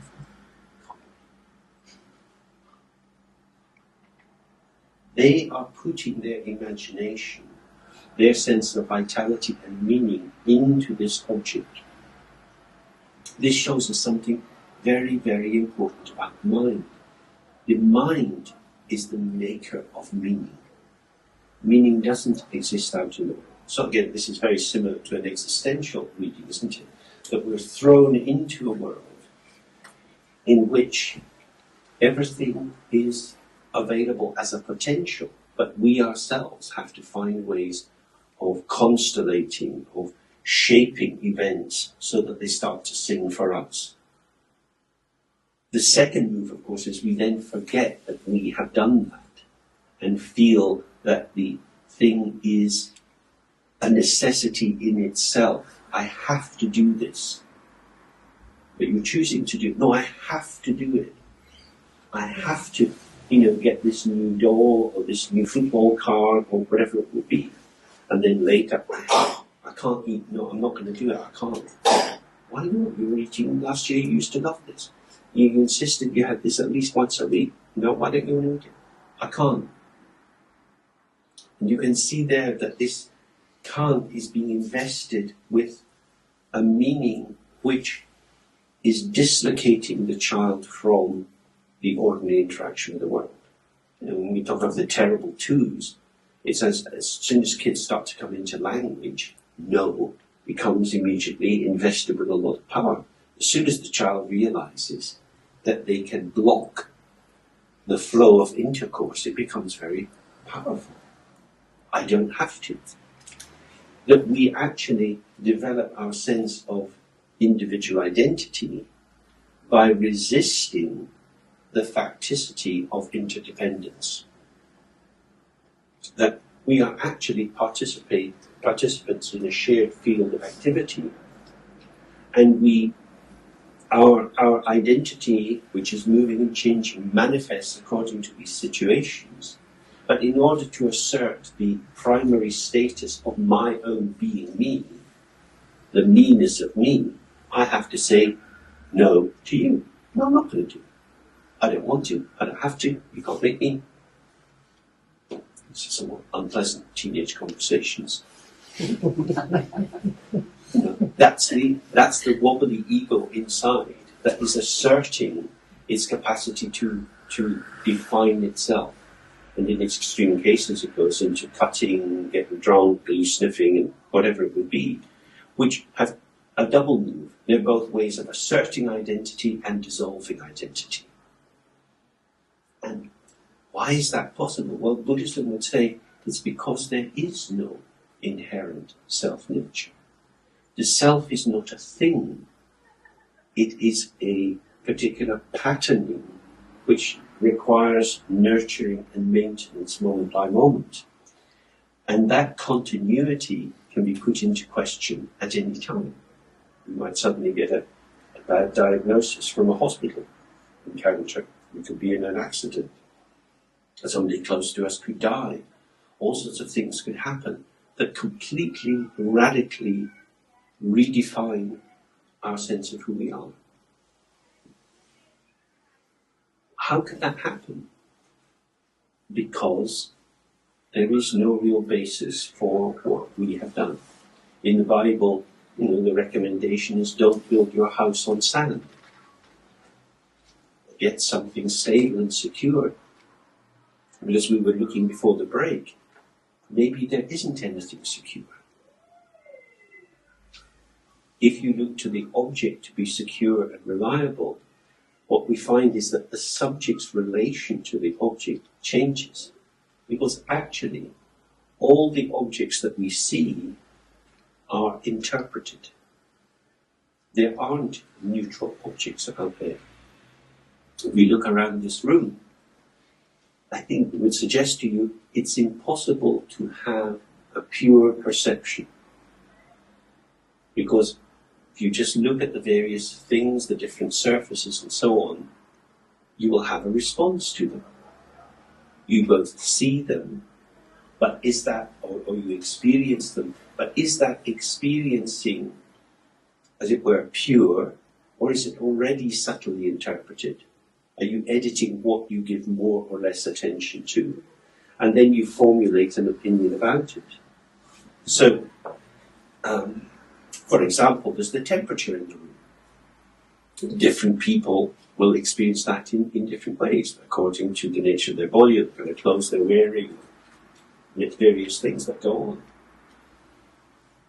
We could say it's hot, or it's cold, or it's just right, but that's a matter of opinion. What's the truth of it? There isn't a truth of it. That the world of participation reveals itself to us through our participation, and we participate with our patterns and habits. In that sense, we are always living in our own world. The direct immediacy of this room, I would suggest, is unique and specific to each of us. If we come to talk about it through language, we can, through the shared use of signifiers, we can get some sort of accommodation. We can think of the colour of the walls. It's white, but it's a particular kind of white, maybe some magnolia white. Different people could have different ideas about that. Or we could think about the chairs, whether they're comfortable or not, and that will depend on people's interpretation. So this is a central thing, is that the mind is implicated in everything we do. It's not an add-on after the fact. So it's saying that their objectivity is itself an illusion. So that in that sense, the scientific notion, or the phenomenological notion from Husserl and Merleau-Ponty of bracketing off assumptions to try to see things precisely as they are in an objective way, that's a kind of red herring, because there is always interpretation.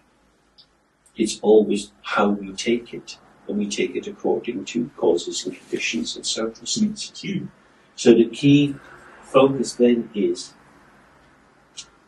what is the nature of my embodied experience in relationship to this shared phenomenological world? And a decision has to be made by each of us. Am I more myself through increased connection with the world, or more myself in withdrawal from it? If you follow Jung's idea, he says, introverts are exhausted by interaction and need to come back into themselves to recover. Extroverts become exhausted if they spend too much time on their own and need to go out into the world of interaction in order to refresh themselves. So you get contrary movements. However, even for introverts, they're introverted into the contents of their own mind. When a baby is born, it doesn't seem to have too much in its head. Their eyes are very, very big. They're looking around all the time. They're sucking it in all the time. They're really scanning the environment. They are informing themselves.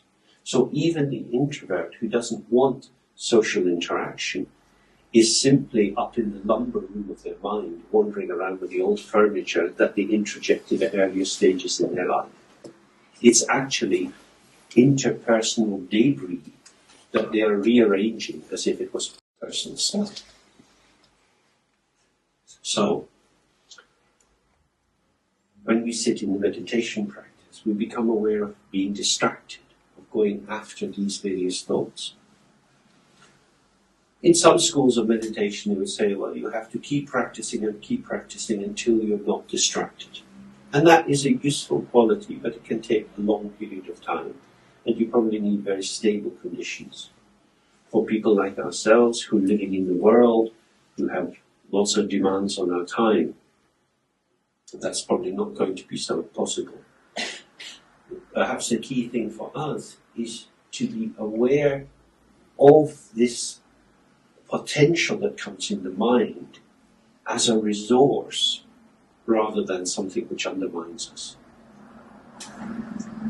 The danger from that point of view is not that we have lots of different thoughts and feelings and sensations, but rather that we don't attend to them because we are preoccupied by our assumptions and habits. So the openness of our mind, these many, many things which arise, and we experience them also in our dreams, the question might be, why don't I bring that out more into my life? Why is it that I'm living like a train on the tracks when I could actually be a four-wheel drive going over some bumpy country roads?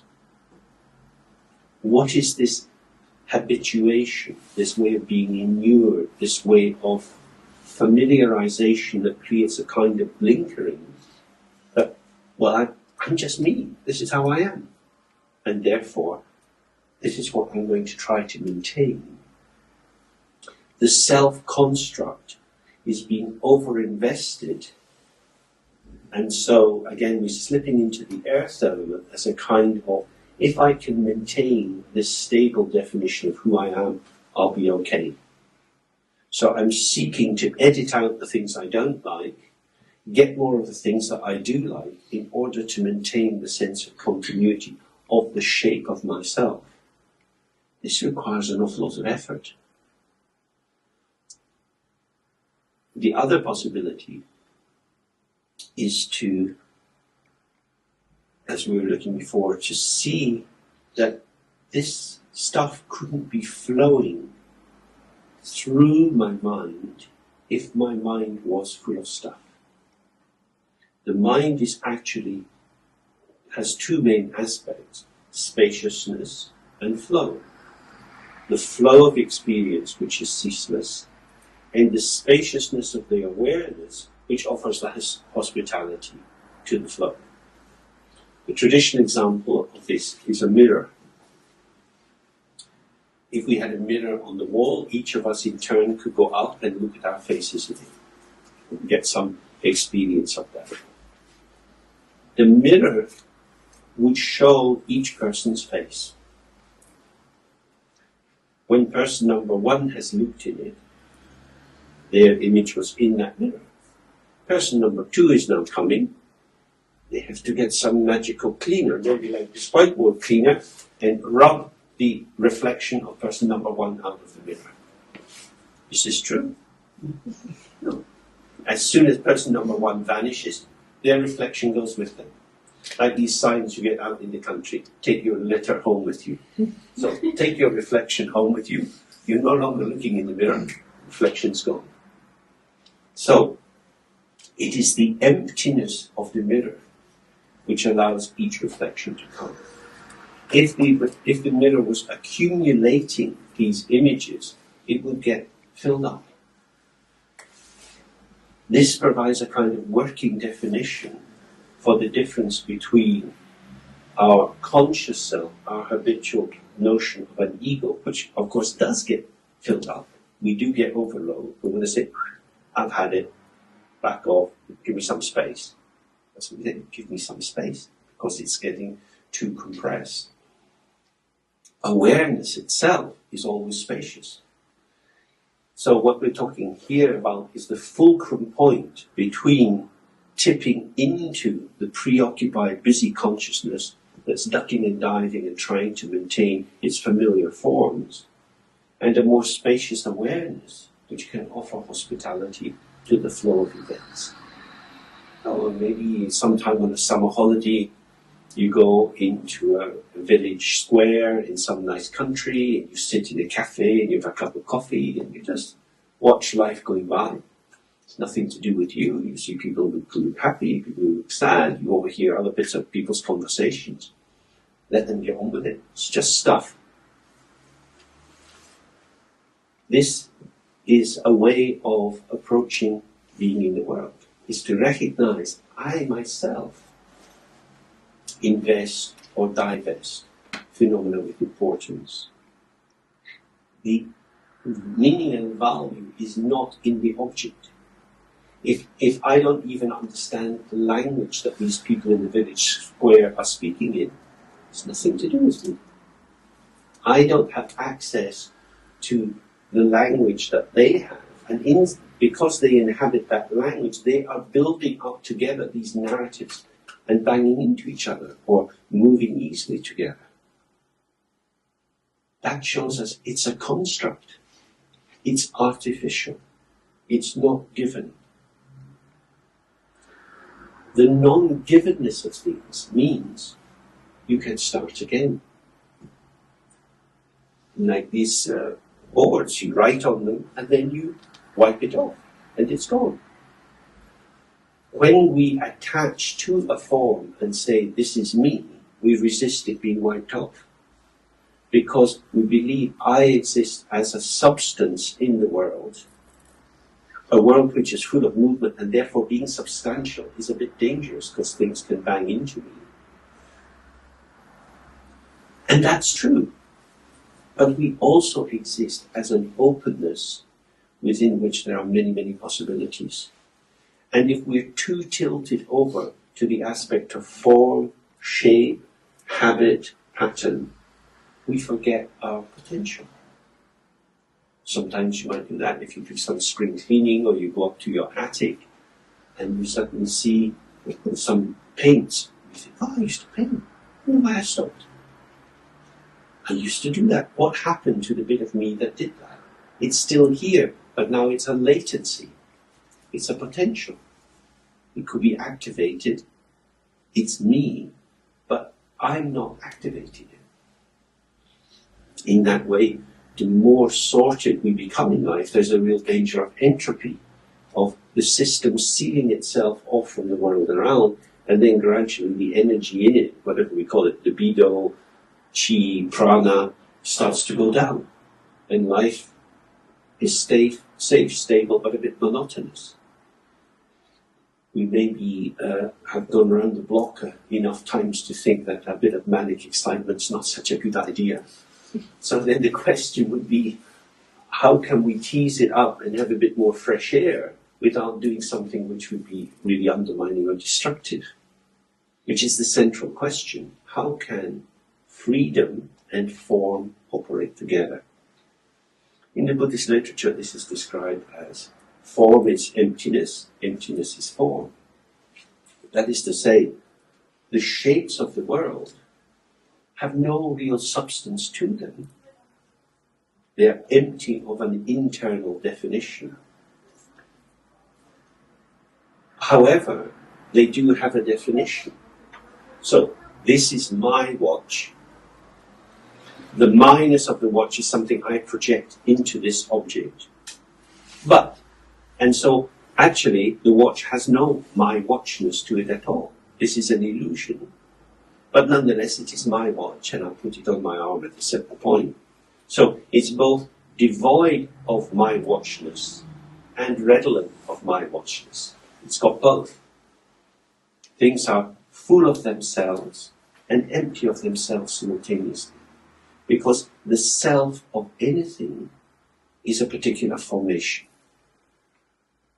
So, if we follow the sequence, due to human beings' desire for money, some banks got into associations with each other, buying up each other's debts. Due to that, people were given unwise, unsecured mortgages in a foreign country. Due to that, many banks started to collapse. Due to that, we've had a knock-on effect. Due to that, we now have an ever-increasing unemployment. And due to that, we have cuts in the NHS. Due to that, poor me, have a great deal of emotional instability at the moment. My manager doesn't love me anymore. Why is that? Because his job is being squeezed. His job is being squeezed because the Department of Health is being squeezed because all these government departments have had to fight with each other for an ever-shrinking budget. It's not personal, and it is personal, simultaneously. It's also empty. It's just the process of going on. But as I was indicating earlier, if I think it's my department, that is an illusion. That is falling asleep inside a habit. And probably our lives have always been like that. I can remember when I was 5 or so, going to primary school and really, really not liking it. And then gradually it got a bit better. And then by my last year in primary school, it was really good. I was one of the big kids. I knew where everything was. I'm running around. Fantastic. Then the summer comes. You have a good summer. And you go to secondary school in another building with new teachers, and you're very small again. That's difficult, isn't it?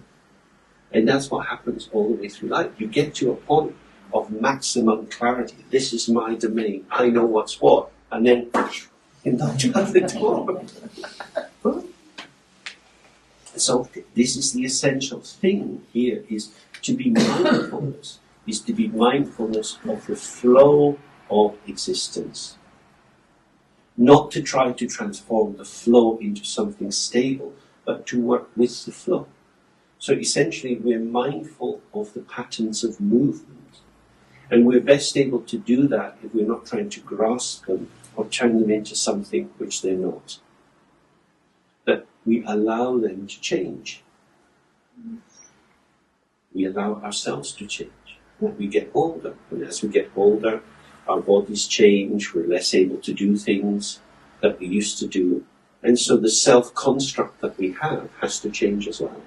Otherwise, we can get into a kind of mournful regret. Oh, I used to be able to do that. It was so good when we... Loss. The loss of what? The only important thing about that is, when I was able to do it, did I do it? Because if you did it at the time when you could do it, you got a belly full of it, and that was enough. But if you didn't do it when you could do it, what you're regretting is the loss of the possibility of doing so. Which is the same at every age in our life. Can I fully inhabit my existence in the optimal interface with the world and drink deeply of the autumn colours, of the sound of little children going along to school, seeing them all holding hands when they cross the road? There's something so poignantly beautiful about these moments. And we'll only get the full whack of it if we're fully there. Which is the issue about preoccupation. So, anxiety, depression, personality disorders of all kinds, bipolar disorder, these are all forms of distraction from the moment, or preoccupation with patterns which are hovering above the openness of the experiential field. Now, of course, clearly that individual person's direct experience, but inside a kind of blinkered state. A bit like some babies are born inside a caul, they've got the skin around them. We can develop a neurotic caul. We live inside this egg of our self-concern, and we don't see what's there. Some of you might remember doing the Rime of the Ancient Mariner at school. And in that poem, it begins with this troubled person fixing on the wedding guests and grabbing one of them, fixing with his beady eye and starting his story. And it goes on and on and on and on. And then at the end, he leaves this shocked wedding guest and he goes off to find someone else, because he must forever tell the same story. And it's a story of what happened. So that person is importing the past into the present and coercing other people into saying, you must live in my past to make it real as your present. But it can't be. So it's a wonderful poem for thinking about how obsession takes us out of time. Because the only time that we really have is now, and now, and now. And that now is not something we can predict or know. It will reveal itself in different ways. If you've got kids, you'll never know how they're going to be when they come home from school. Something will have happened and they'll be happy or sad, wanting to do things or not. It's the same with partners, it's the same with friends. That we're like seaweed floating in the sea, turning, sometimes unraveling, and then sometimes rolling in again.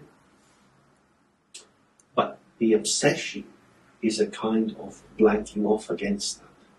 So, mindfulness is the effort to stay connected with the unfolding of the present moment. The one who is mindfulness is not a narrow point of conscious agency, but is actually more like the state of the mirror. That is to say, when we are most open, when we are not fixated on a project, we have more registering of what's going on. Because you can be mindful of the breath, and sometimes If you ever go to a Theravada monastery, you can do mindful walking. So everybody walks, then we march, feeling the pressure, one foot on the ground, then another foot on the ground, then another foot on the ground. They're not attending to any of the other things that are going on, because they have decided to demarcate this area of mindful attention. So while they're mindfulness of their feet, they're not being mindful of some smell coming from the kitchen. That is to say, you can have narrow focused mindfulness or open mindfulness, where the object of mindfulness is whatever is occurring.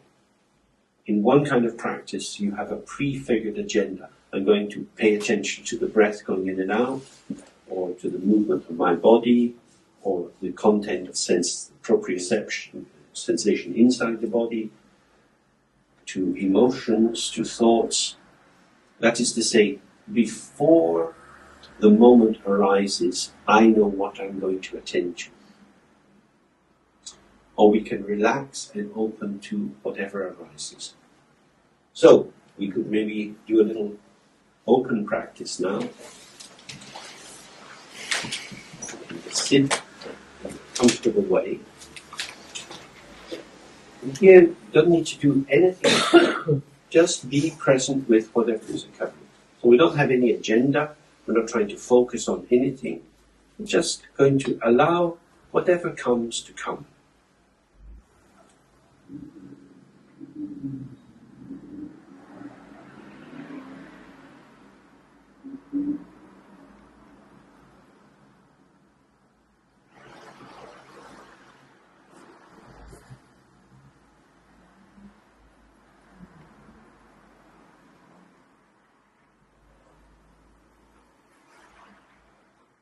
So we don't have so much time today to unpack some of this, but if you're free at the weekend, we'll be doing more of this kind of meditation.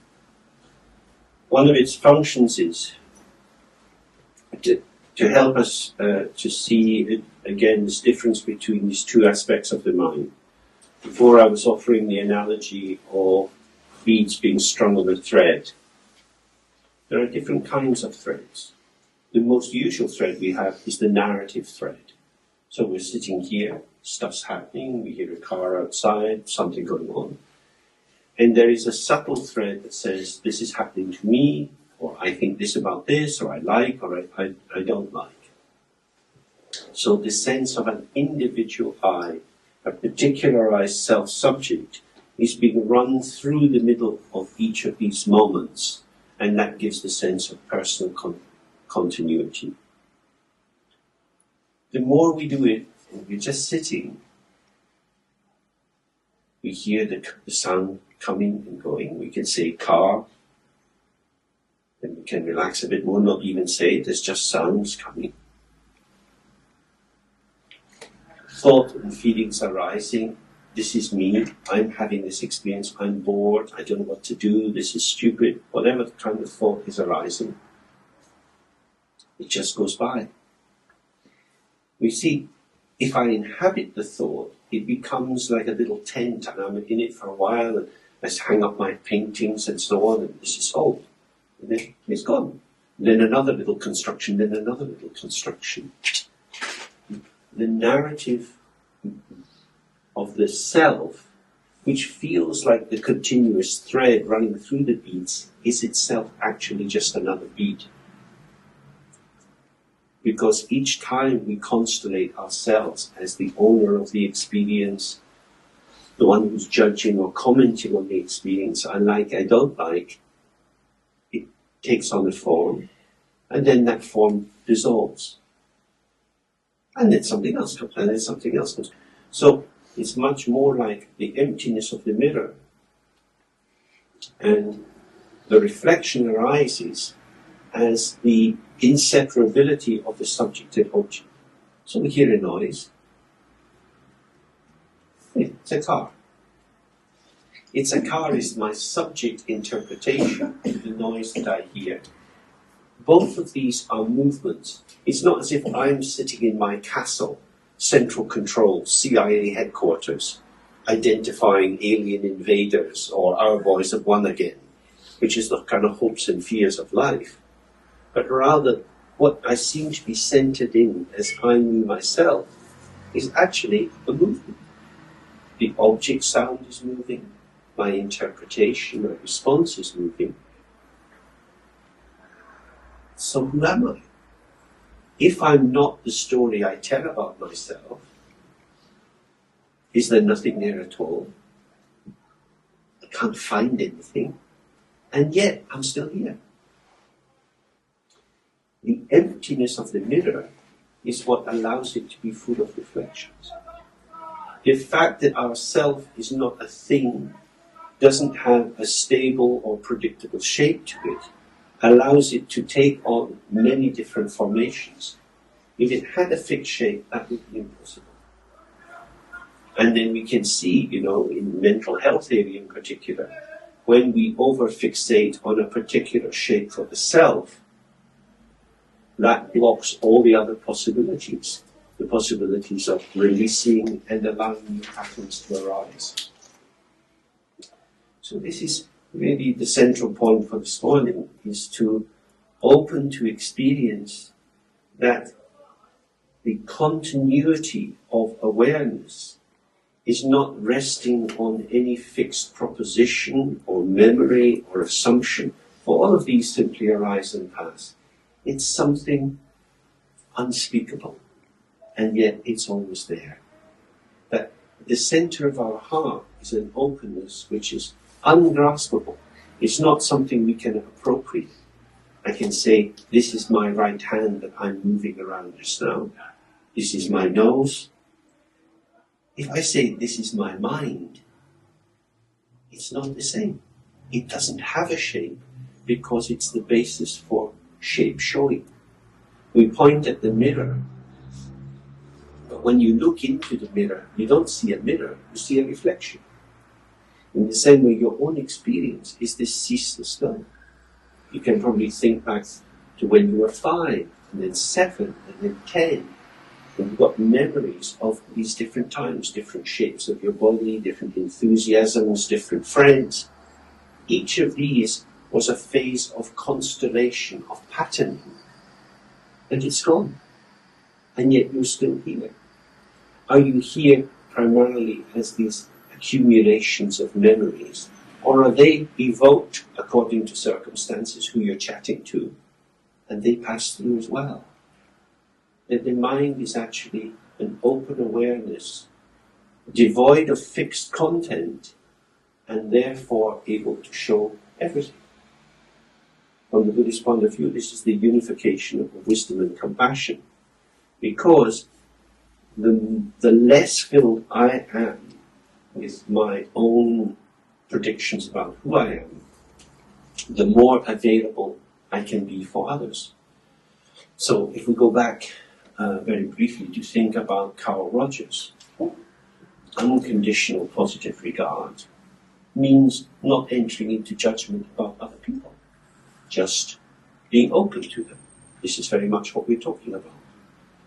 Empathic attunement means letting the particular flavor, the particular shimmering quality of that person register fully with us.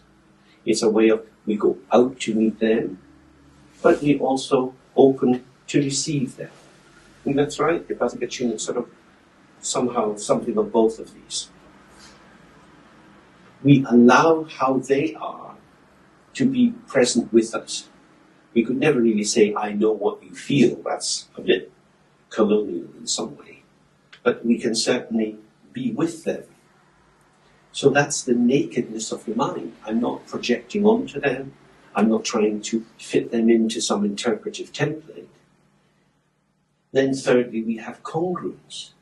Congruence means maintaining, from this particular way of describing it, congruence would mean staying balanced in the middle, not following into a confluence, a merging with the other person.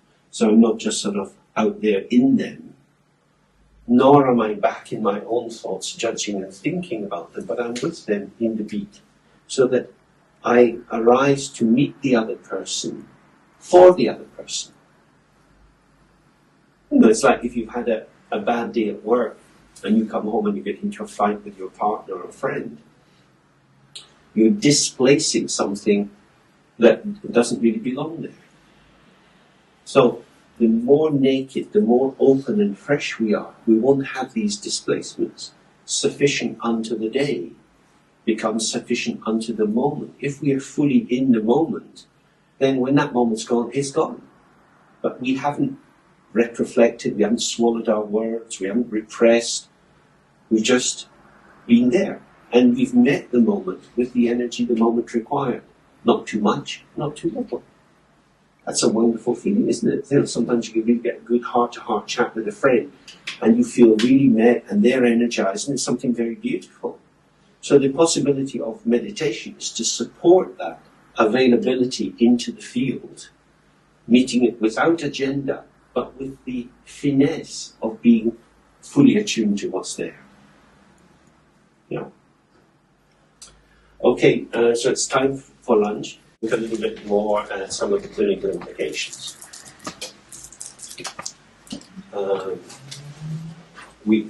Clearly this is a practice which the therapist can use to support their practice, and it's also something that you can encourage a client to use as well. If we go back to some of the kind of well-known statements about therapy, Bion talked about the analyst being without memory or desire. So memory links us to the past, desire links us to the future. If you can just stay open to whatever's there, then from that point of view it's more helpful.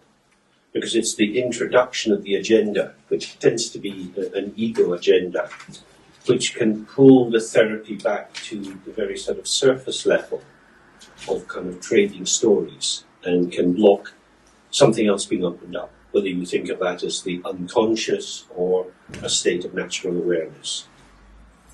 It also, of course, links with Freud's notion of encouraging the patient towards free association. That is to say, not editing or blocking what they say, but allowing it to flow out of them, with the parallel function in the analyst of maintaining a free-floating attention, so that the analyst is not moving towards pulling their attention towards something which seems particularly interesting, but rather is giving an equal attention to everything that arises. And that's a very interesting idea, isn't it? That we have our prejudice, we have our sense of what is meaningful. And if we take that into the engagement with the other, then we're going to be privileging the things which take our fancy and underprivileging the things which don't. It may well be that we're in an alliance with the patient in that we both are drawn towards something. Maybe they had a good weekend and they managed to sit down with their partner and talk through some issue, and we kind of want to celebrate that with them, and that seems very meaningful. But they're talking about how, because of that, on Sunday, I didn't bother going around to see my mum. That might be something very significant as well. But our attention has already been drawn to something which we've given a particular reading to. So a free-floating attention would allow the registering of everything that's there, as it were, as it is, without our interference, with the idea that the less prejudice or editing or interference is coming from the therapist side, there's more space for the client to feel a true welcome, a true sense of the other being available. And through the experience that the other is available to me in a non-judgmental way, I can start to be available to myself in a non-judgmental way, which means I can start to be curious about what's going on. So say, for example, I have lots of things in myself that I don't like, things that I'm annoyed about or seem to thwart me, things which represent my life not being the way I feel it should be. That experience, which is not at all uncommon, seems to lead often in two directions. One is I'll try to avoid thinking about these things, and so I don't work on changing them. And the other is when I do find myself thinking about them, it's with irritation and a sort of blocking towards the possibility that there might be something of value in there. So the idea of a free-floating attention, which allows an equal registering, is actually the basis for open curiosity. And curiosity allows us to put things into question. And when we put them into question, they have a space to show not their closed, compacted form, but they get sort of teased out, opened out, like a bud opening into a flower, when we start to see the different flavors that are condensed inside the thing that we've been battering down to keep it as a definite proposition. Oh, I hate the way I do that. I can't bear it. And it's kind of beyond examination, because I already know what's there. And so why would I want to keep looking at something that really annoys me? So free-floating attention can help to open that foreclosure into being relaxed, at ease, and just seeing what's there. That's greatly helped if we can have the disidentification. That I'm not going to find out something horrible about me, I'm going to find out what's there in my mind. So if I, as it were, appropriated my mind, if I've planted my flag on all the phenomena which arise as my experience, what am I going to do when some of it seems horrible? Whereas if I take the flag out and just say, this is the field of experience, rather than this is my experience, and my experience is showing me, it's rather, this is what is revealed to me at this moment, in this day. How strange. Weird. How come this is happening? If I say, how come it's happening to me, I'm again moving back to my definition about myself. How weird that it's happening. Then, if you hold that, then it's easier to think, weird shit happens. Yeah. Weird. Okay, well, some weird stuff is going on. Let's see what it is. Now I can see it without feeling that it's an X-ray of my soul. It has something to do with me, or rather, I have something to do with it in terms of how I'm getting connected with it. But now I could start to have some choices.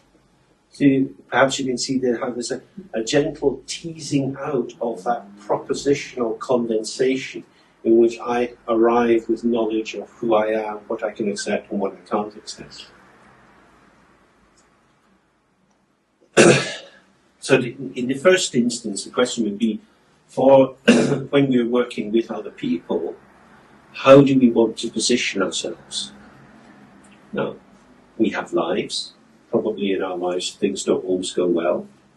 You might turn up to see someone and be feeling awful. Bad things could be happening in the family or with yourself, in a relationship, and you don't feel available. Actually, I'm not available. And yet I have to be available. What do we do then? We can split ourselves and go into almost a kind of false self-adaptation.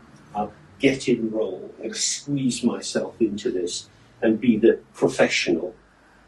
But there's the alienation involved in that, the displacement from one's true feelings, means that all this, the kind of receptors in your belly are being closed down. You've got to shut that down. So you're now operating up here, making sense of what's going on in sort of disembodied cognitive way, which is probably not very helpful. The possibility in doing the practice, especially the one we did just before the break, is just sitting, open, and there's stuff. there's space for all the stuff. There's space for two reasons. One, that in that state, the centered point of control of the ego, of I, me, myself, is relaxed. And secondly, the stuff is always moving, so it doesn't go into a log jam. It just keeps flowing. No matter how it is, it'll soon be gone. In the tradition that's called the self-liberation of all phenomena, that whatever occurs goes free by itself, because it's always dynamic. And when we get interfering with it, trying to hang on to it if we like it, trying to push it away if we don't like it, that effort's not going to work, because the contents of the mind are always changing. So you can't hang on to the good things, except by thinking about them again and again and again, in which case you're working with the impermanent. And you don't have to push them away, because if you relax the involvement, they'll go free. This is one of the main principles that is now in pain clinics. When people have chronic pain, chronic back pain, they often feel incredibly persecuted. You wake up in the morning and it's the same bloody pain as yesterday, all day long. I have nothing to look forward to. It never leaves me alone. And people are often talking in a very concretized way about it. This bloody pain. So now there is a person, a vulnerable person, who's found their life reduced by this thing which has got them, like some demon that's got its claws in them.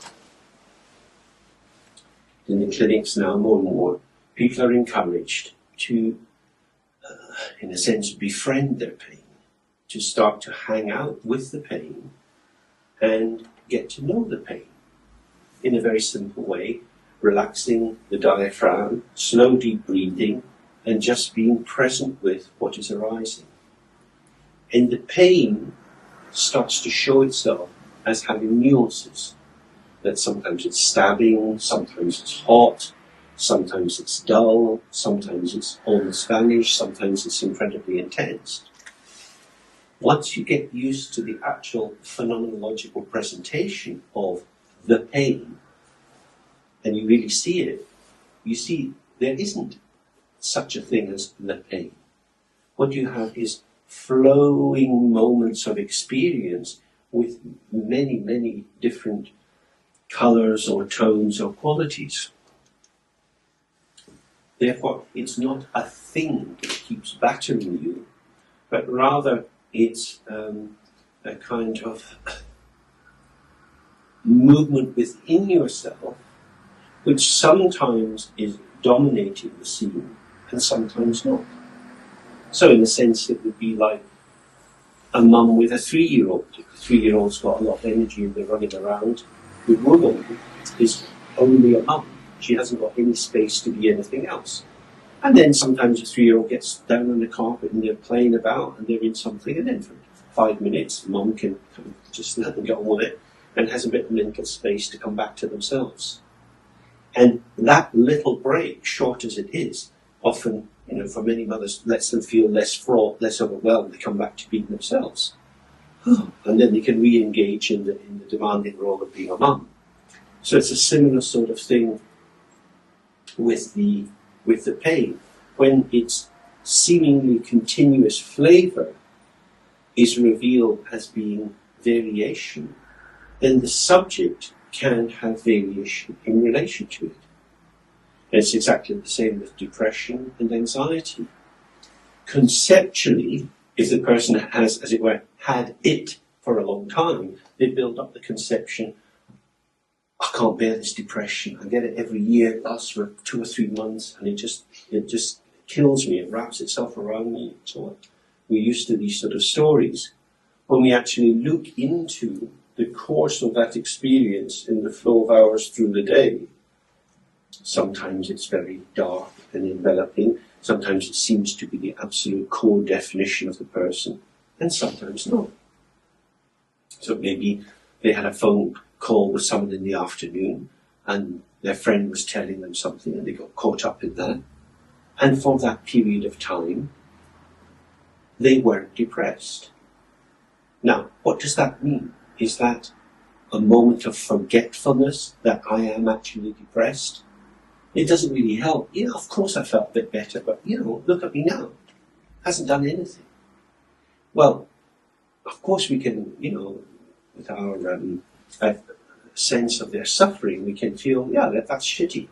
Because it is as if the person has been wrapped inside that and they had a little pleasant sleep for 10 minutes on the phone, but they've woken back to the horror of being in this prison. But is that actually the case? Because while they were on the phone, something else was happening. If that something elseness can be really attended to, there is an actual interruption to the depression. So there was moods of, excuse me, there were feeling tones of depression wrapped in the narrative of depression.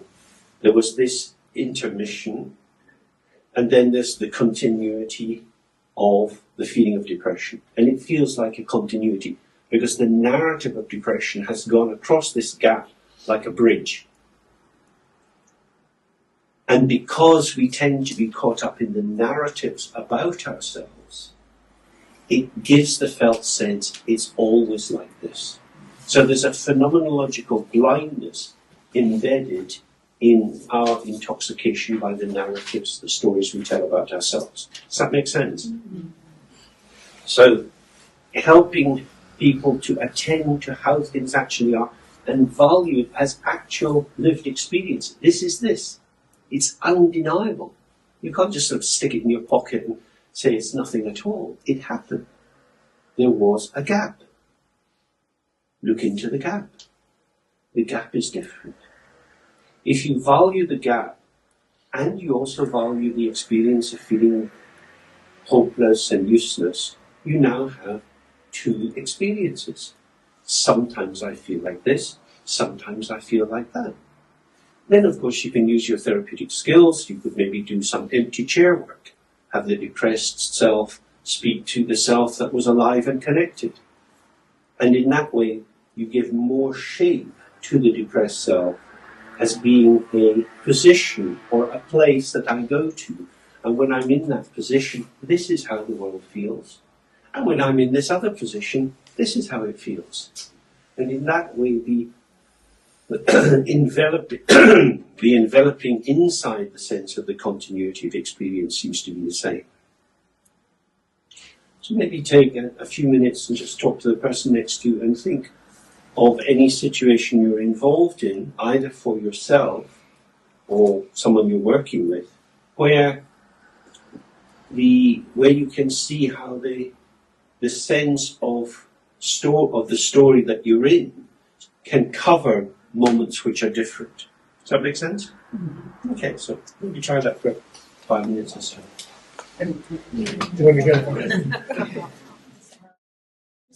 See if there's anything you'd like to share about that.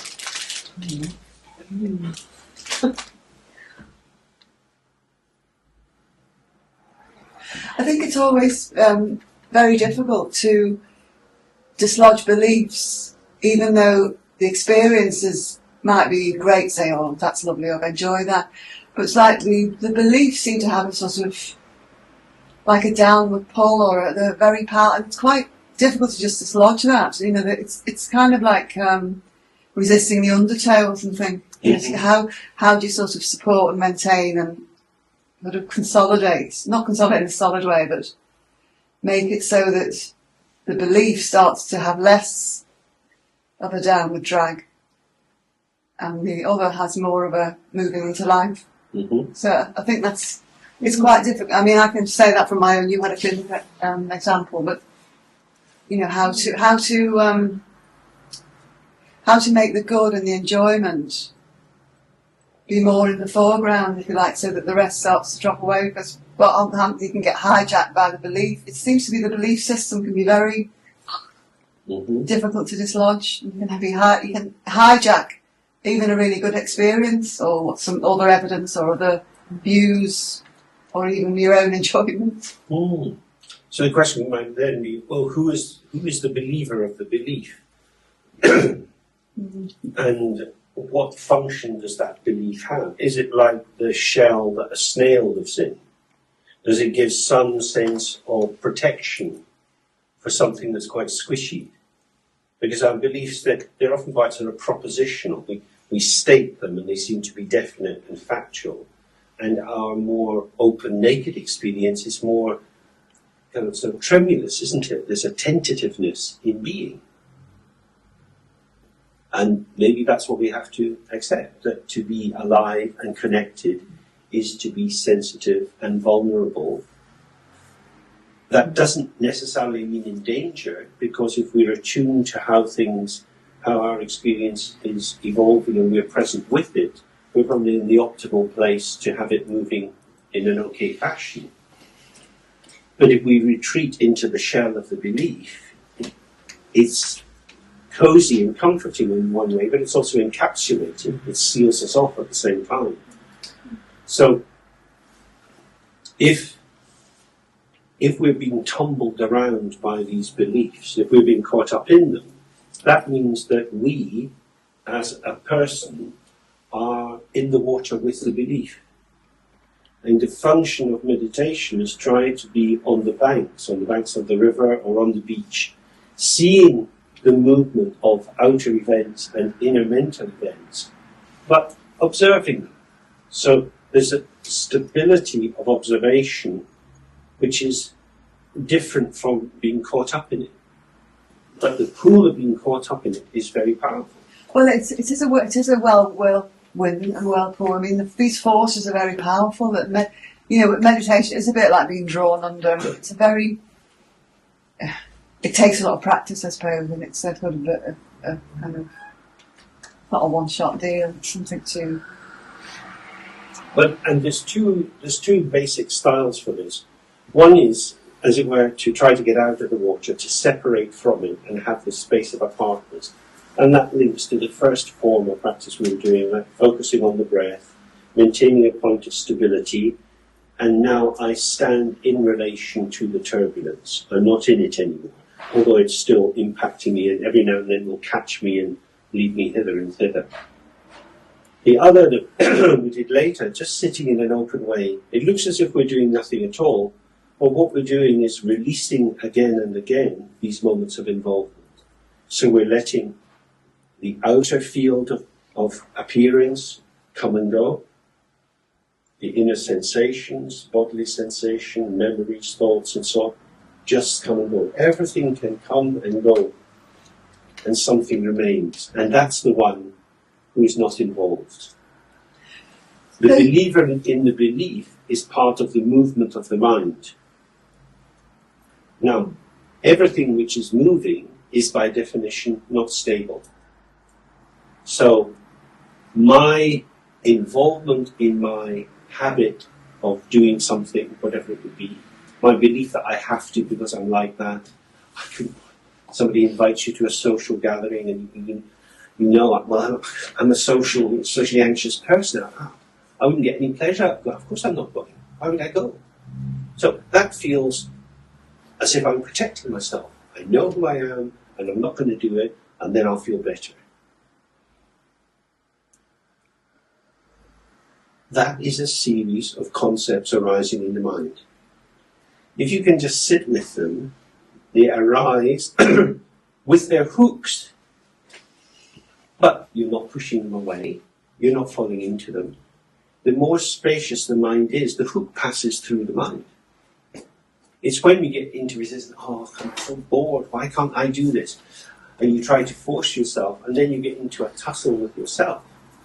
And then, of course, it's difficult to change the belief.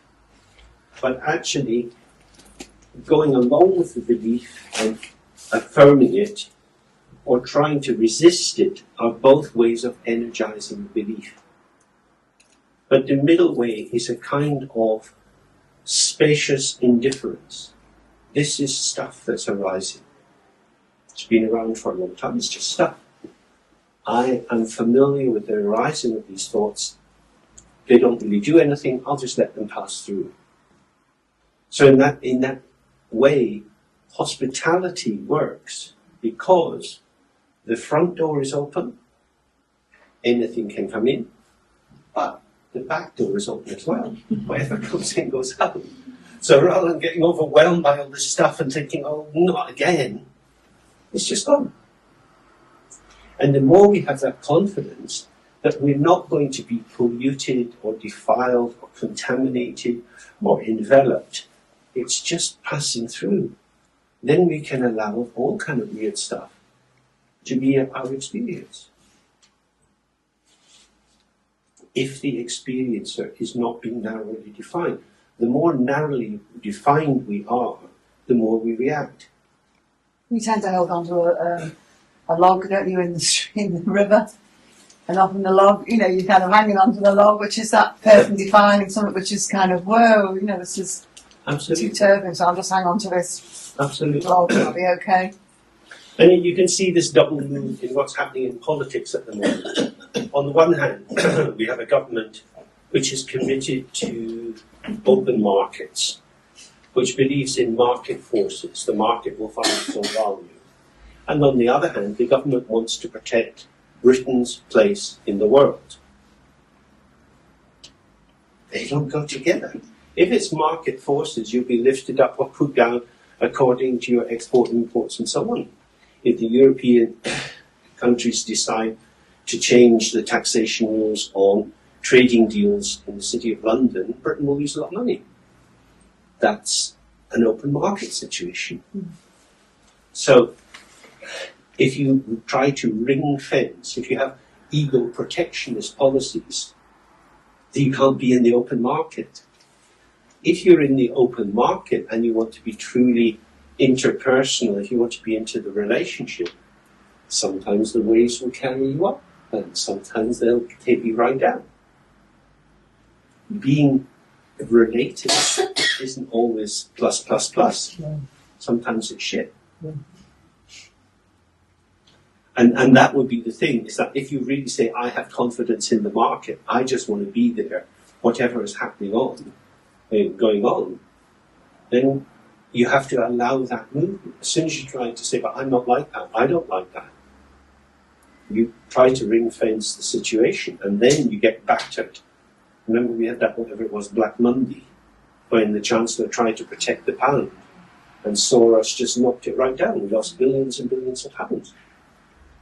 You can't buck the market, and you can't buck the impermanent nature of interdependence, co-emergence.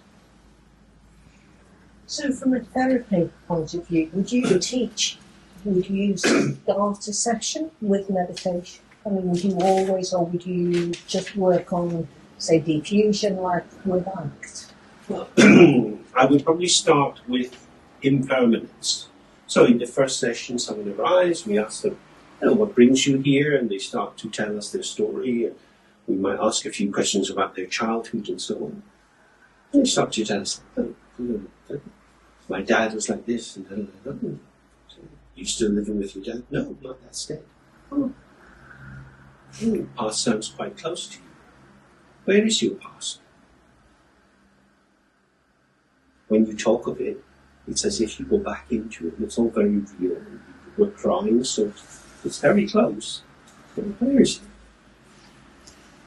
it? Puts a nice little question. Do you go into your past, or does your past come into you? You're listening to the person, and you're not trying to muck around with their head. It's just trying to put a little kind of comma into the development of the story that lets them see, oh, the actual events have gone. I'm caught up in hearing an echo. I'm caught up with ghosts. But something makes the ghost or the echo seem real. That's my attachment. So I would be trying to feed that sense in early on, that although in your story you're presenting that these events have got to you, these things shaped who you are. You are carrying this rucksack full of stones from the past, and somebody's welded this rucksack onto your back. And that's not true. You're actually picking the rucksack up and saying it's mine, which goes back to the belief system. It's our identification with these past events that straps them on our own back. So the impermanence is trying to see how the past which is gone is still with us because of our involvement. And if we do that, then the locus of control goes from outside, in terms of the horrible things that people did to me, to being in the palm of my hand. This is what I'm doing with the detritus, the debris from the past. That is then hopefully opening up some sense of moving across time. And with that, we might start to introduce some centering in the body, because I would often, certainly in the first, maybe second, but usually in the first session, I'll make some comment on someone's breathing, because most people have terrible breathing. Say, we're doing entirely upper chest breathing, the diaphragm's not moving at all. People are often very surprised. What does that matter? I'm still here, I'm breathing. I would then teach them how to bring their breath down a bit. And then what that brings in is you can make an intervention on your lived experience without going up into your head. Because most of the patients I think we see are not lazy or bad people. They're not fundamentally self-abandoning. They're just very tired. They've been swimming in this big sea for a long time, trying to make changes, trying to do the best they can, and they haven't found a method to do it. Because they're trying to think their way out of complex labyrinthine memories and all sorts of stuff that's going on. If you can just come back into the body, into the breath, the adrenaline goes down, the frontal lobes start to open and are able to construe what's going on. So immediately you can start to have a more complex conversation. And then, once that's stabilized, then you can go into some meditation. So it's sort of separating from the immersion in the past, coming back into the body and stabilizing presence in the room, and then maybe going into some practice. Mm-hmm. So do we want some light on? Yeah, any other thoughts? Yeah, I've got a question. I mean, the emphasis here has been mostly about the self as a kind of trap, something that you get stuck in and you replace things and so forth. But there's a lot of developmental psychology that would emphasize the self as a potential resource. And a lot of the people who might be seen in therapy will be people who have suffered a huge deficit in the normal kind of love and nurturing things, the self-resources that most people, fortunately, can take for granted. How do you make up for that self-deficit, so to speak? Well, if we see the self as being a dialogic phenomenon, that is to say, our sense of self comes into being in its particular form through the kind of relationships and conversations that we've had with other people, determined by their availability or non-availability, whether they were invasive or abandoning, and so forth. So if somebody has an insecurity in their sense of self, that's going to manifest as usually poor attunement to what's going on and poor attunement to themselves. So what I'm talking about here as the field of experience is the actual nature of the self. The self, having a strong sense of self or self-esteem, is a way of inhabiting the flow of energy of existence. So to be in oneself is to feel that the world is not invading me, to have a sense that I'm not out of my skin and being too much, but to take my place in the world. So you could do that by, in a Kahutian way, you could go into, or Hartman's ego psychology, you could build up the person's sense of self. There are lots of ways of doing that. You could analyze the deficit. You could work on the outcomes, the particular patterns like TA, drivers, or cognitive analytic therapy, snags, different kinds of procedures. There are descriptions of limited patterns of relatedness that arise from less than adequate environmental interaction. Or you can help the person to attend directly to their own experience. Because, as I was indicating earlier, the more you can start to be aware of what's going on, more stuff is coming to you through your senses. And you can start to learn about the world. An awful lot of psychotherapy is very individually focused, but we live in the world with others. And a lot of our grief comes from banging into other people, or they're abandoning us. So, what am I up to with other people? It's the flexibility of the self that makes the self healthy. Would that seem right? Yes. So, the danger is that psychotherapy becomes like the bedroom of an anxious teenage pimply boy who says, I'm not going to the party until I get rid of my pimples.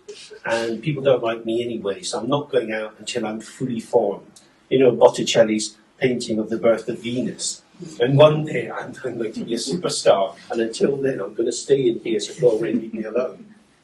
So the therapist colludes to create this private little world of great nourishment, but I'm not doing anything else outside. Actually, the only way to ripen is in the fresh air. So, the focus on attention through the senses can bring a curiosity which is neutral, and in that sense can protect us from narcissistic vulnerability. So, a homework I might give would be go and sketch some trees. Now, there are many trees where the leaves have already come down. You get these beautiful outlines. So the person has to be outside, they're getting the wind, the lights, different sensory experience. They're making some marks, so they're getting eye-hand coordination. And they're getting a sense of the shape of the world. They're in the world. They can make marks about the world. But it's not fraught with the intensity of being with people. But we're building up the loop of I look out and see what I see affects me, how I am influences how I see. So we're getting that loop as healthily as possible. And then from that, you can do more graded experiments of how the person might go and see a friend who they haven't talked to since they left school or something like that. Rehearse what they might say and so on. Because the learning, the strengthening of the self comes through modulated interaction.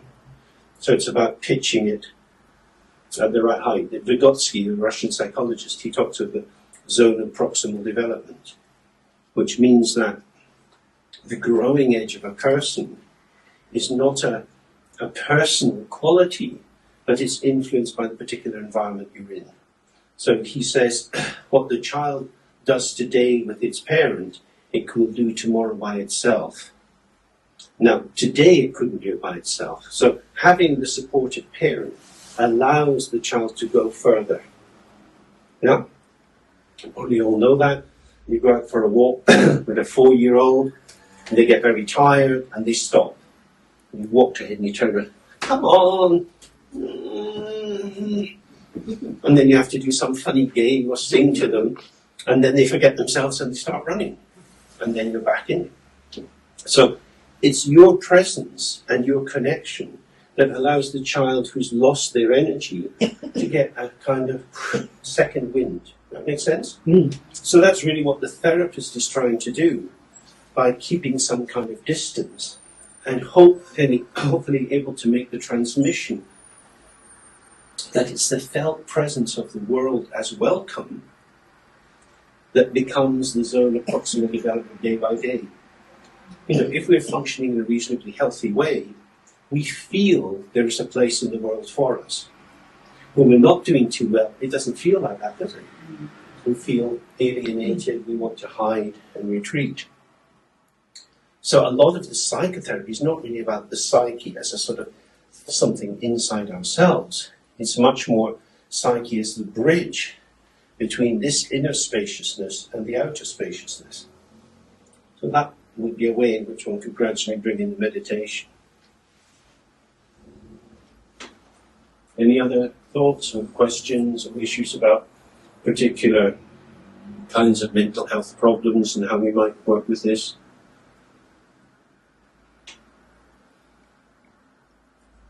One of the things that is emphasised here in a lot of the things you're saying is seems to be about taking responsibility for oneself. And I find sometimes it's very difficult for someone I'm working with to separate that out from it's all my fault and that sort of negative self-image. How might one work with that, do you think? Well, you could look at the voice of blaming, which is definitive. I mean, you could do a gloss on responsibility, that it's response ability, it's the ability to respond. Responsibility is your responsibility. That feels much more, there's a place in me that's done something wrong. So in that sense, it's being held to account. Being held to account means being forced to show oneself in the sense that you're then somebody who someone else can get the number of. That is to say, it's about shame. It's about being put on the spot. I've got my clothes on, you haven't got your clothes on, haha, I can see you. And the person feels stripped bare. So the internalized accusatory voice is awful. And that has to be diffused if we're going to make any progress, I think. So that the person can start to see that there's a different kind of voice. So sometimes I would just put up positive, neutral, negative. And as they're talking, I put little ticks under the kind of things that they were saying as I saw them. And then try to give them a sense that they may feel that they're telling the truth, which in a sense is neutral, but it looks pretty negative to me. That what they see as their actual situation is actually a negative interpretation. So we might do it by thinking about things like, what's your favourite apple? And then on the basis of that, is that the best kind of apple? How come when you go to the shops that's not the only kind of apple they're selling? Oh, it's the best kind of apple for you. Which means your truth is an opinion. So the fact that you think that you're ugly and stupid and no one will want to be with you is an opinion. How many people share this opinion? Shall we do a little market research? Because I think that's the central point, isn't it? It's the over-invested definition which takes on that solidity. So they're stuck with the earth element. And because it's so solid, there's no room to maneuver. And if we can tease that out into, you're quite entitled to have an opinion. We all live having opinions. But we have to know what their truth status is. They're not the truth. They are a response, a positioning. So if you want to take responsibility for your actions, we behave out of our beliefs and out of our opinions. And sometimes how we have construed the situation doesn't fit with how other people construe the situation. So we get a run-in. And if there are more of the other people, or the other person has more power than you in a hierarchical situation, you'll be in the wrong. What does that mean? Is that something that should be tattooed on your heart? That this is who you really are? Or is it a situational positioning which arose due to causes and conditions? If it's the latter, then you start to have some room to maneuver. And so in that sense, we might be trying to analyze the story, not in the manner of psychoanalysis, but of trying to show that whatever is solidified is actually a link on a chain. And if we can put together the chain, both the historical family environment in which these tendencies developed, the nature of the voice in the head, who does it remind you of, a school teacher or your dad or whoever, coming to see that what's restaged is a particular theatre, a particular drama. And the reason that these scenes are there, the reason that these actors are on the stage, is something that can be understood. So when you feel humiliated, exposed, abject, cast down,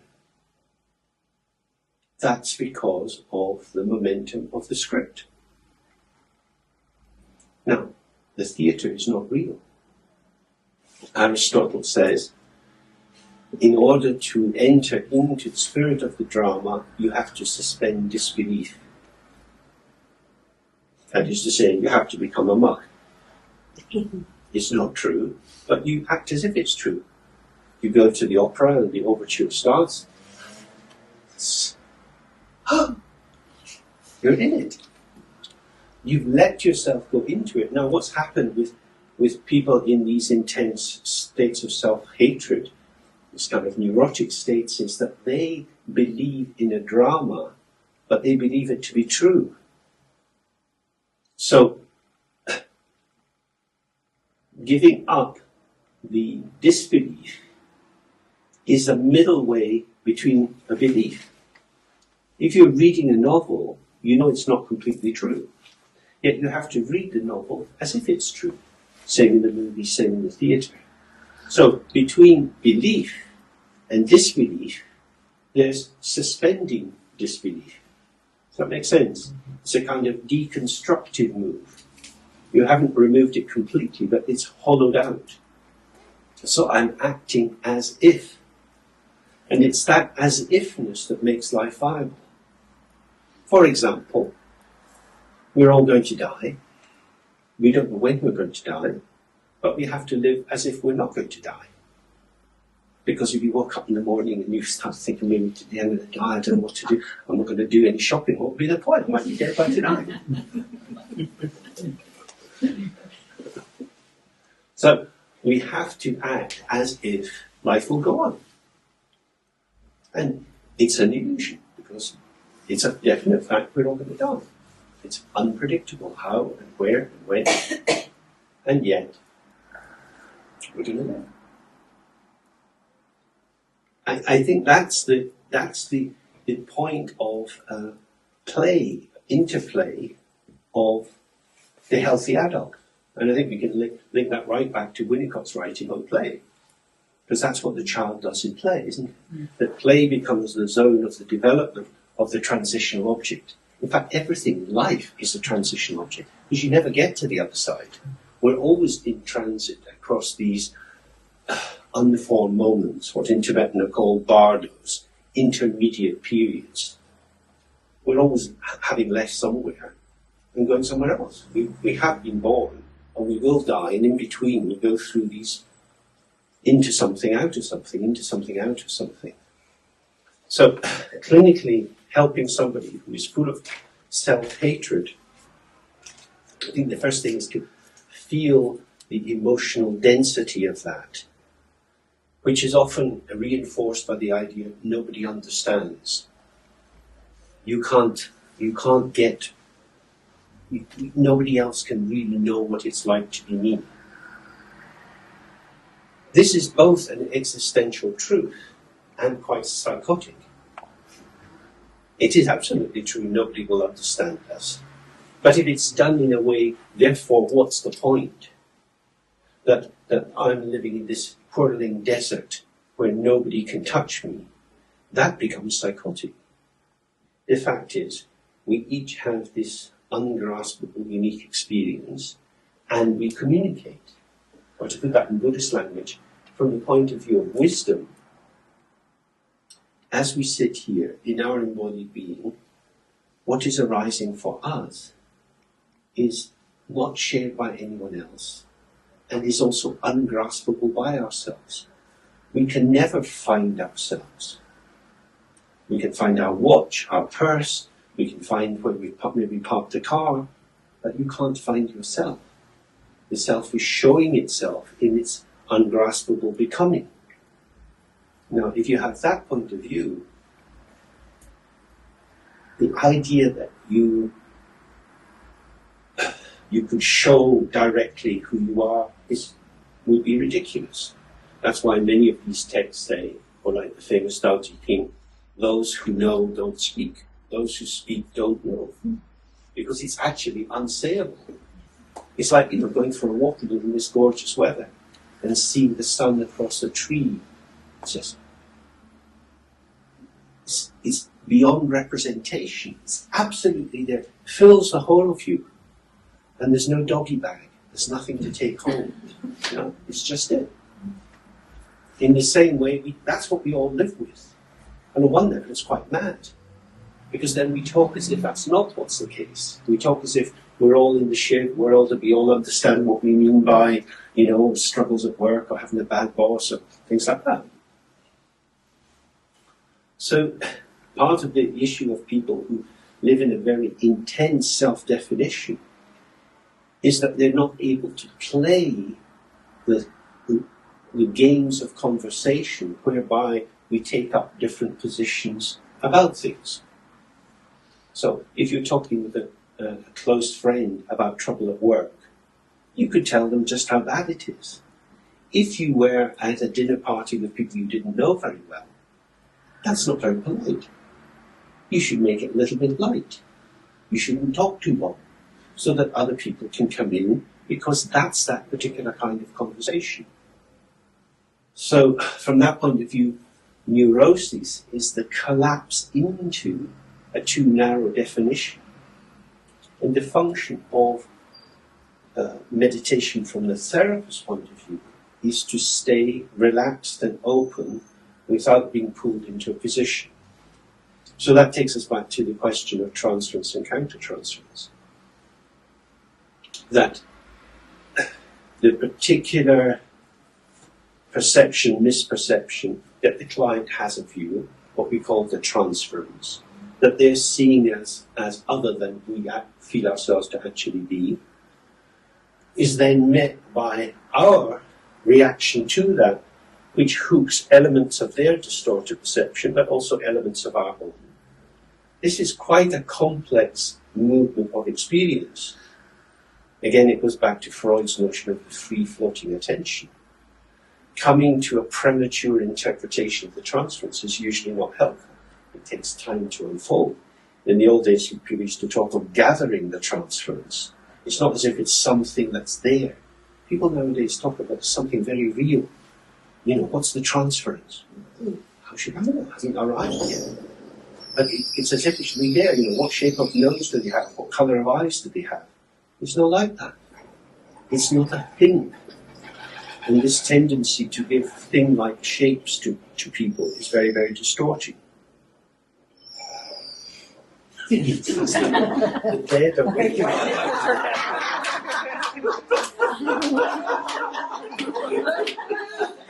What's more is they all walked in with them.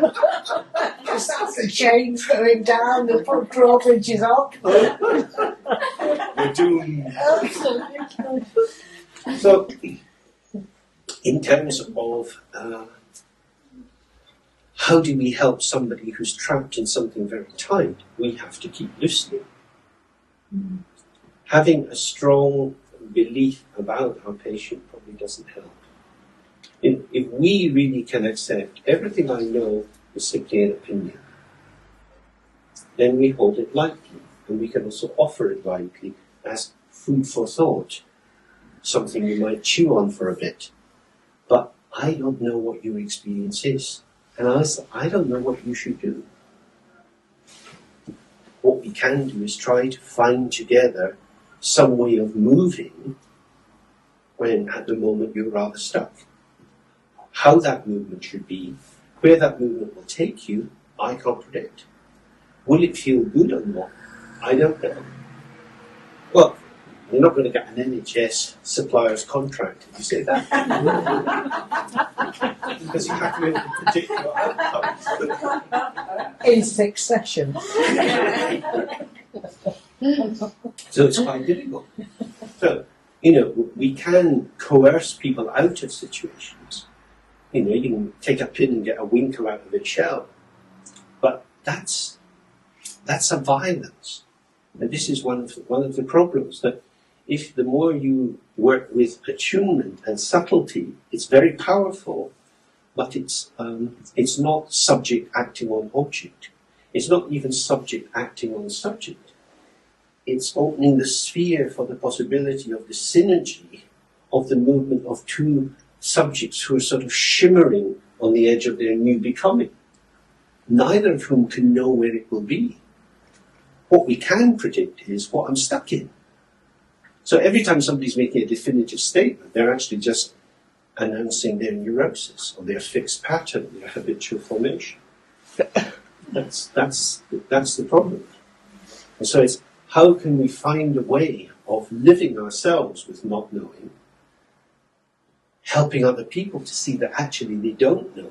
And a large part of their suffering is because they have to pretend that they know when they don't know, and therefore they tell lies. And to try to open that up as a more alive and vibrant way of being in the world. As if you remember, when you see your first patients, you're kind of preparing in advance things you might say. You're full of anxiety about saying the wrong thing. And after a while, you just meet them and you start talking. They're very anxious, but you get more at ease because you trust going and have a conversation.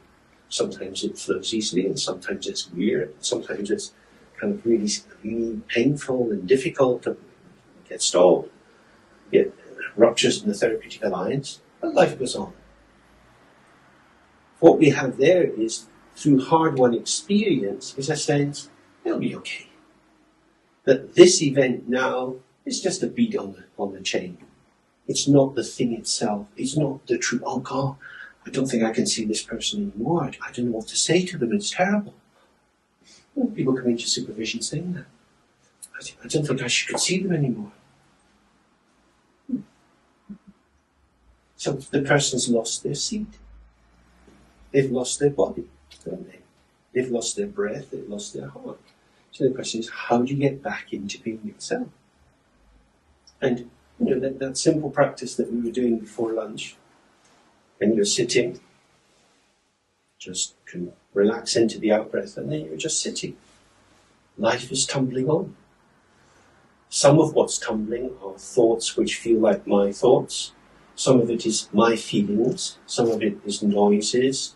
Some of it's movements in my body. Nothing is stable. If nothing is stable, you cannot be caught. When you catch yourself, it's like a dog biting its own tail. You've just made a little circle. Because what catches you when you catch yourself is a thought catches a thought. Does that make sense? I can't. Example of that. It gives an example of that. What you mean is a thought catches a thought. Right. So, someone invites me to a social setting. If I've got social anxiety, I don't want to go. I'd hate it. How do you know you'd hate it? I just know I'd hate it. I hate these things. Okay? These are thoughts chasing each other around. And these thoughts are affirming each other. I know who I am. I know what it will be like. I know I won't like that. I can't do that. And these are impermanent thoughts. Are they true or not? Because probably for that socially anxious person, under certain circumstances in their life, they were okay in the social situation. Right? So the potential of their being to engage with different people in different situations is still there. But their belief that they can't do it is being strongly affirmed. So a thought is chasing a thought, is chasing a thought. And inside that kind of solipsism, that closed self-referential false proof, they can convince themselves, I just couldn't do it. And then that will impact on behaviour. Absolutely. And that will impact, and then it becomes another vicious circle. I wouldn't be me if I did that. Don't ask me to do it. I couldn't do it. So the more times I don't do it, the more that becomes me then. That's right. Which goes back to Kath's point earlier about, the power of these beliefs, that they become something we inhabit. Sure.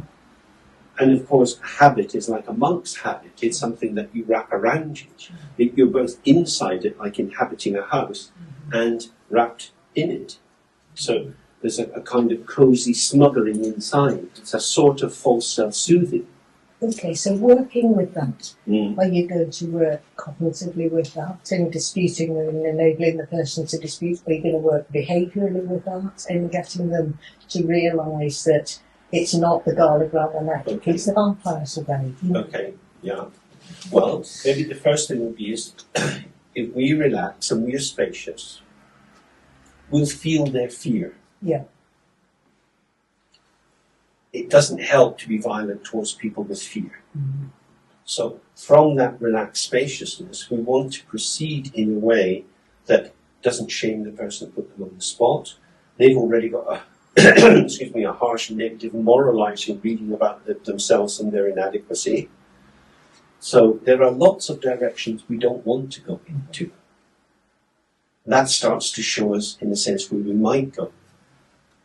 I mean, what I'm trying to show today is that this is not about a fixed technique. If you do a 6-week, 8-week training in mindfulness-based cognitive behavioral therapy, you'll get a package that you can just plonk down.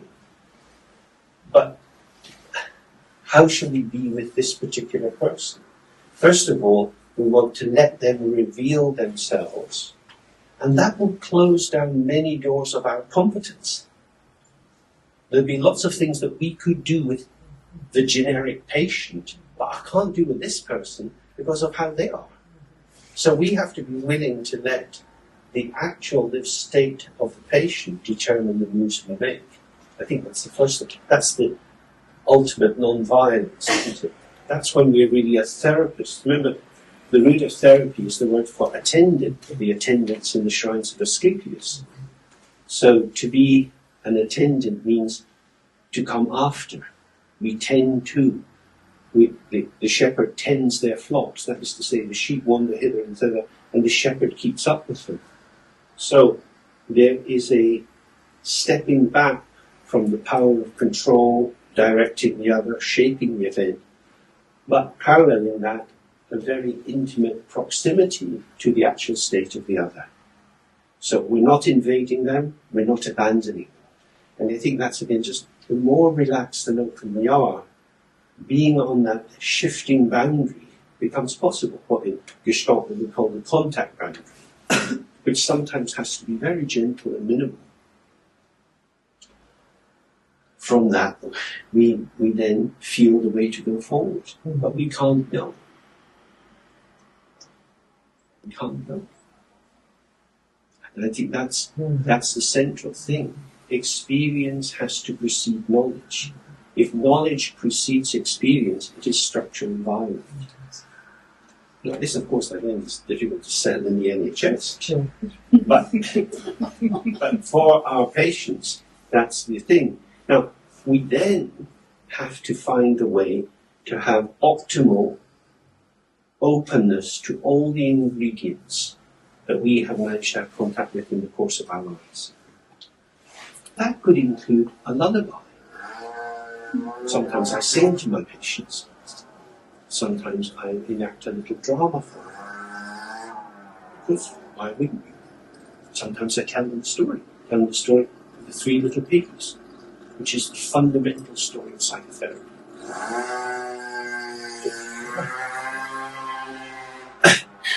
Once upon a time, there were 3 little piggies and they lived in the forest. Piggy number 1 looked up at the sun, so warm. Oh, I'm happy to be alive. No problems. At night it was a little chilly, so he took some straw from the field and he made a little straw house for himself.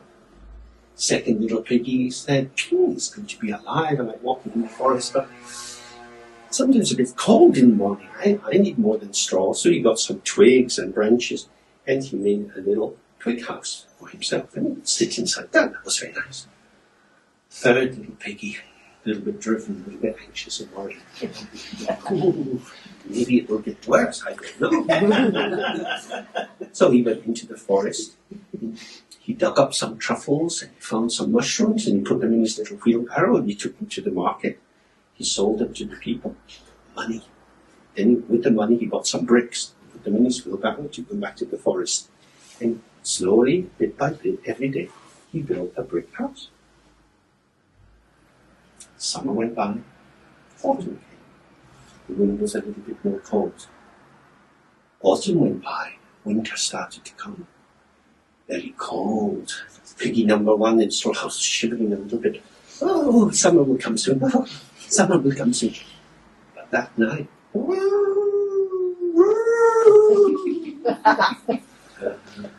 piggy number one very frightened, so he runs next door into piggy number two.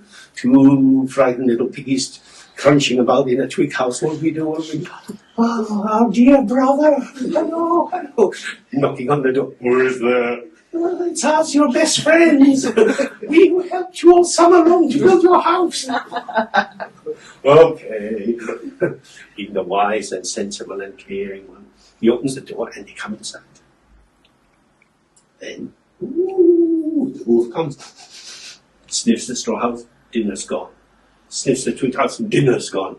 Brick house. Scratching and scratching, climbs up on the roof. I smell piggy. Goes down the chimney, into the pot. And the pigs live all winter on roof soup. Why is this story important? Because the balanced human being has these three pigs as part of them. You need to be able to play in the summertime and imagine troubles will never come. You need to be a little bit thoughtful and get things open on time. Open your letters every day when they arrive. Don't hide them. There will never be a better day to look at the bill.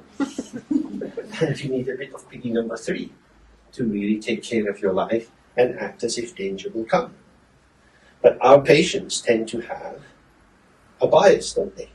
Too much piggy number one, narcissistic, self-indulgent, all over the place.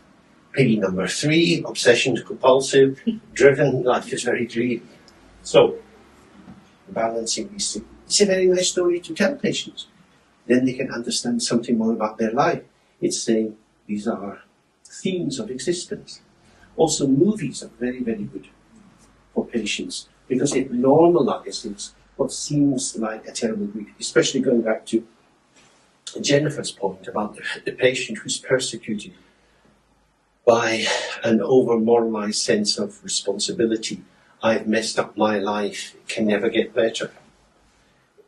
Many films show how there's an interconnectedness between people. And that again can be very useful. So, we don't know what to bring forward in the session, but we can allow our life to flow through us.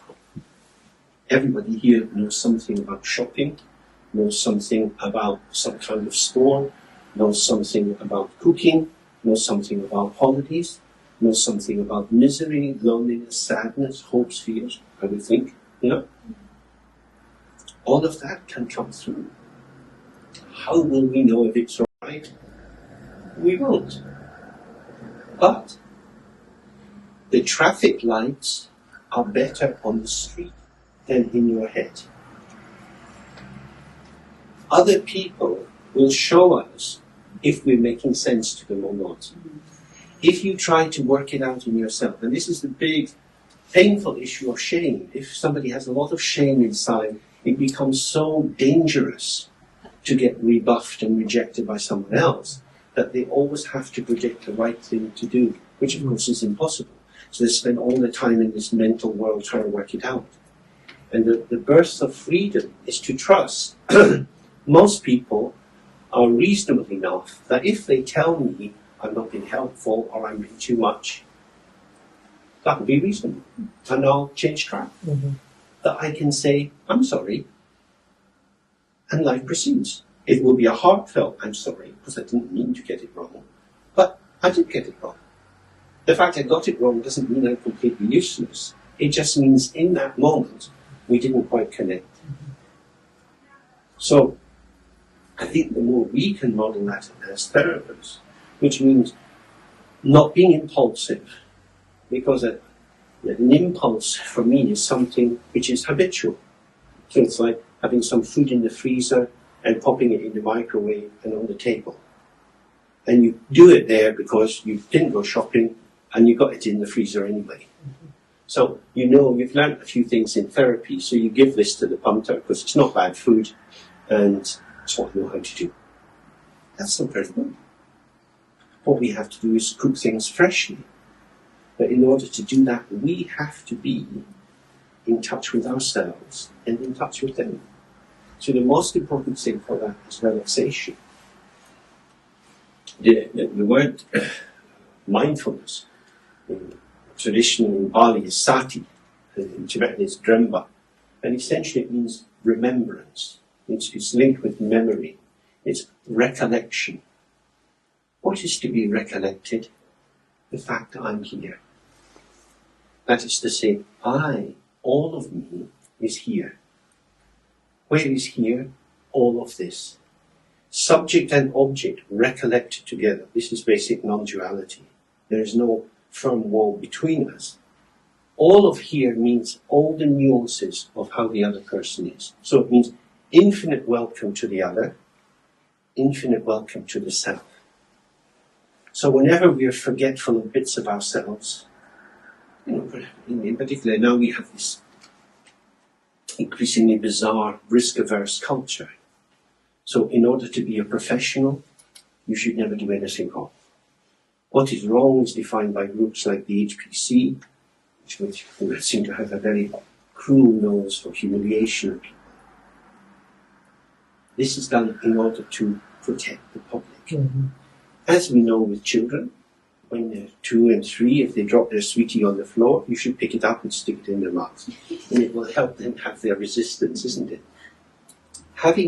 Learning to survive mistakes is part of life. Mm. It's part of what people are flogging as resilience. If you protect people from mistakes, if you imagine you're going to see a therapist who will never say the wrong thing to you, who will be so attuned to you that you'll never feel any discomfort, how would that be helpful? Because outside, it's not like that. Outside, we get misattunements all the time. So while we need to have the sensitive attunement so the person can sink into themselves, they also need to learn to find their own voice and come back. So part of it is not using pre-prepared stuff too much, but cooking on the spot. Mm. And that involves saying, try this. Oh, if you don't like that, I'll cook something else. I cannot serve you the truth. It's not on the menu, and it's not in any of my recipe books. I've got tasty opinions. Snacks are possibilities, but not the truth. And then all the hubris, all the inflation could go down if you took that position. I guess that's about both your expectations of yourself and of what's going to go on in this, because that's a real biggie, isn't it? It's hypnosis, that's my unity. The client's expectation of you and of themselves. Absolutely.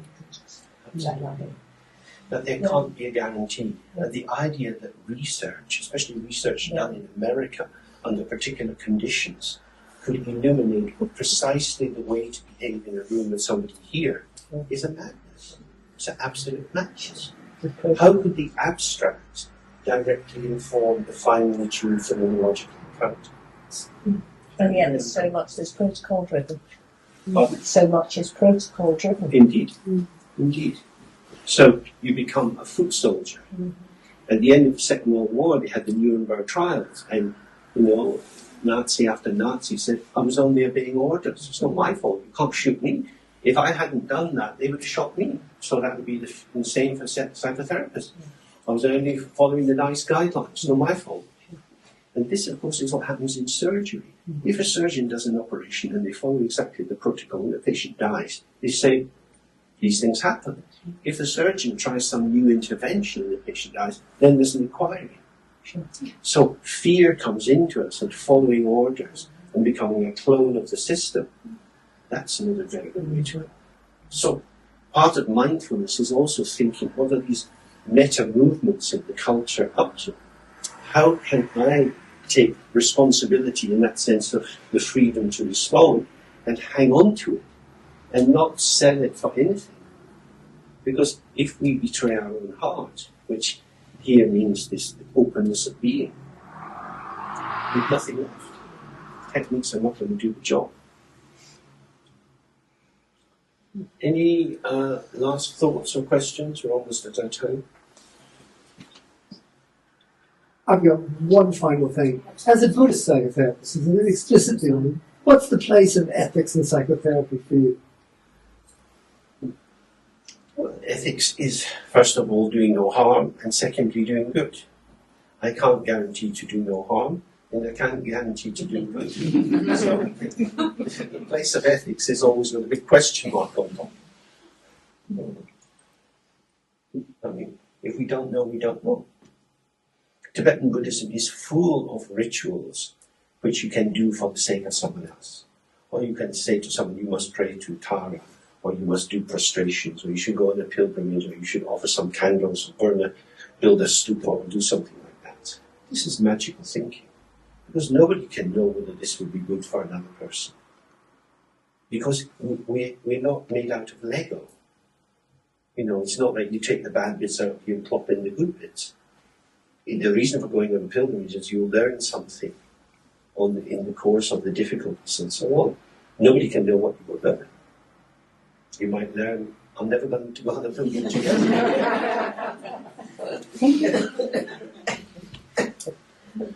Now, ethics is very important, and it exactly speaks to this issue of avoidance of risk.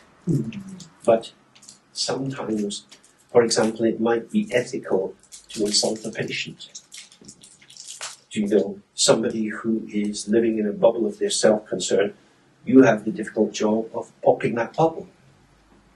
You've got to say, actually, you bore me to death. You come here and you vomit all this crap all over me. Well, what's the point of that? Do you actually see that I'm a human being? You're treating me with such total contempt. I'd feel like giving you a slap.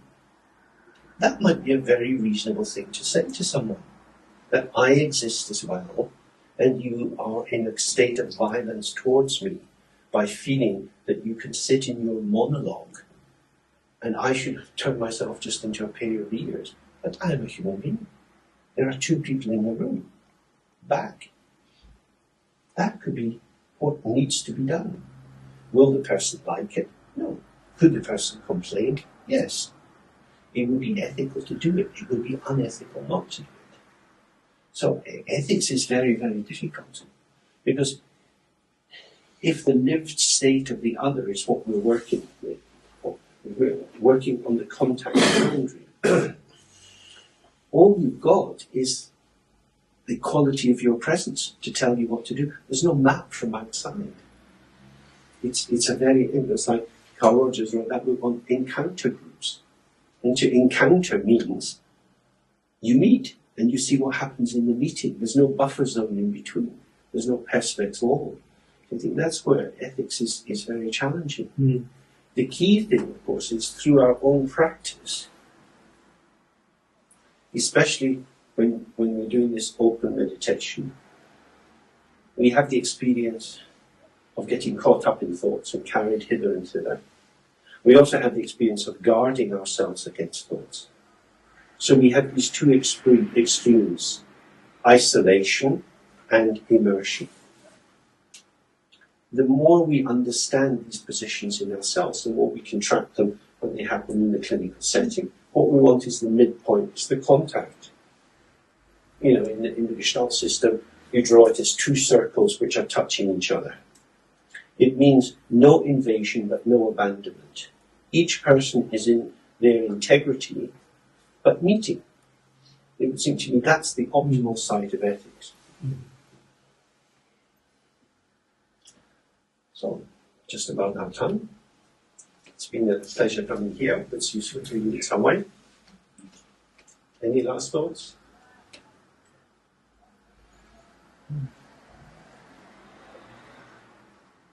Slide.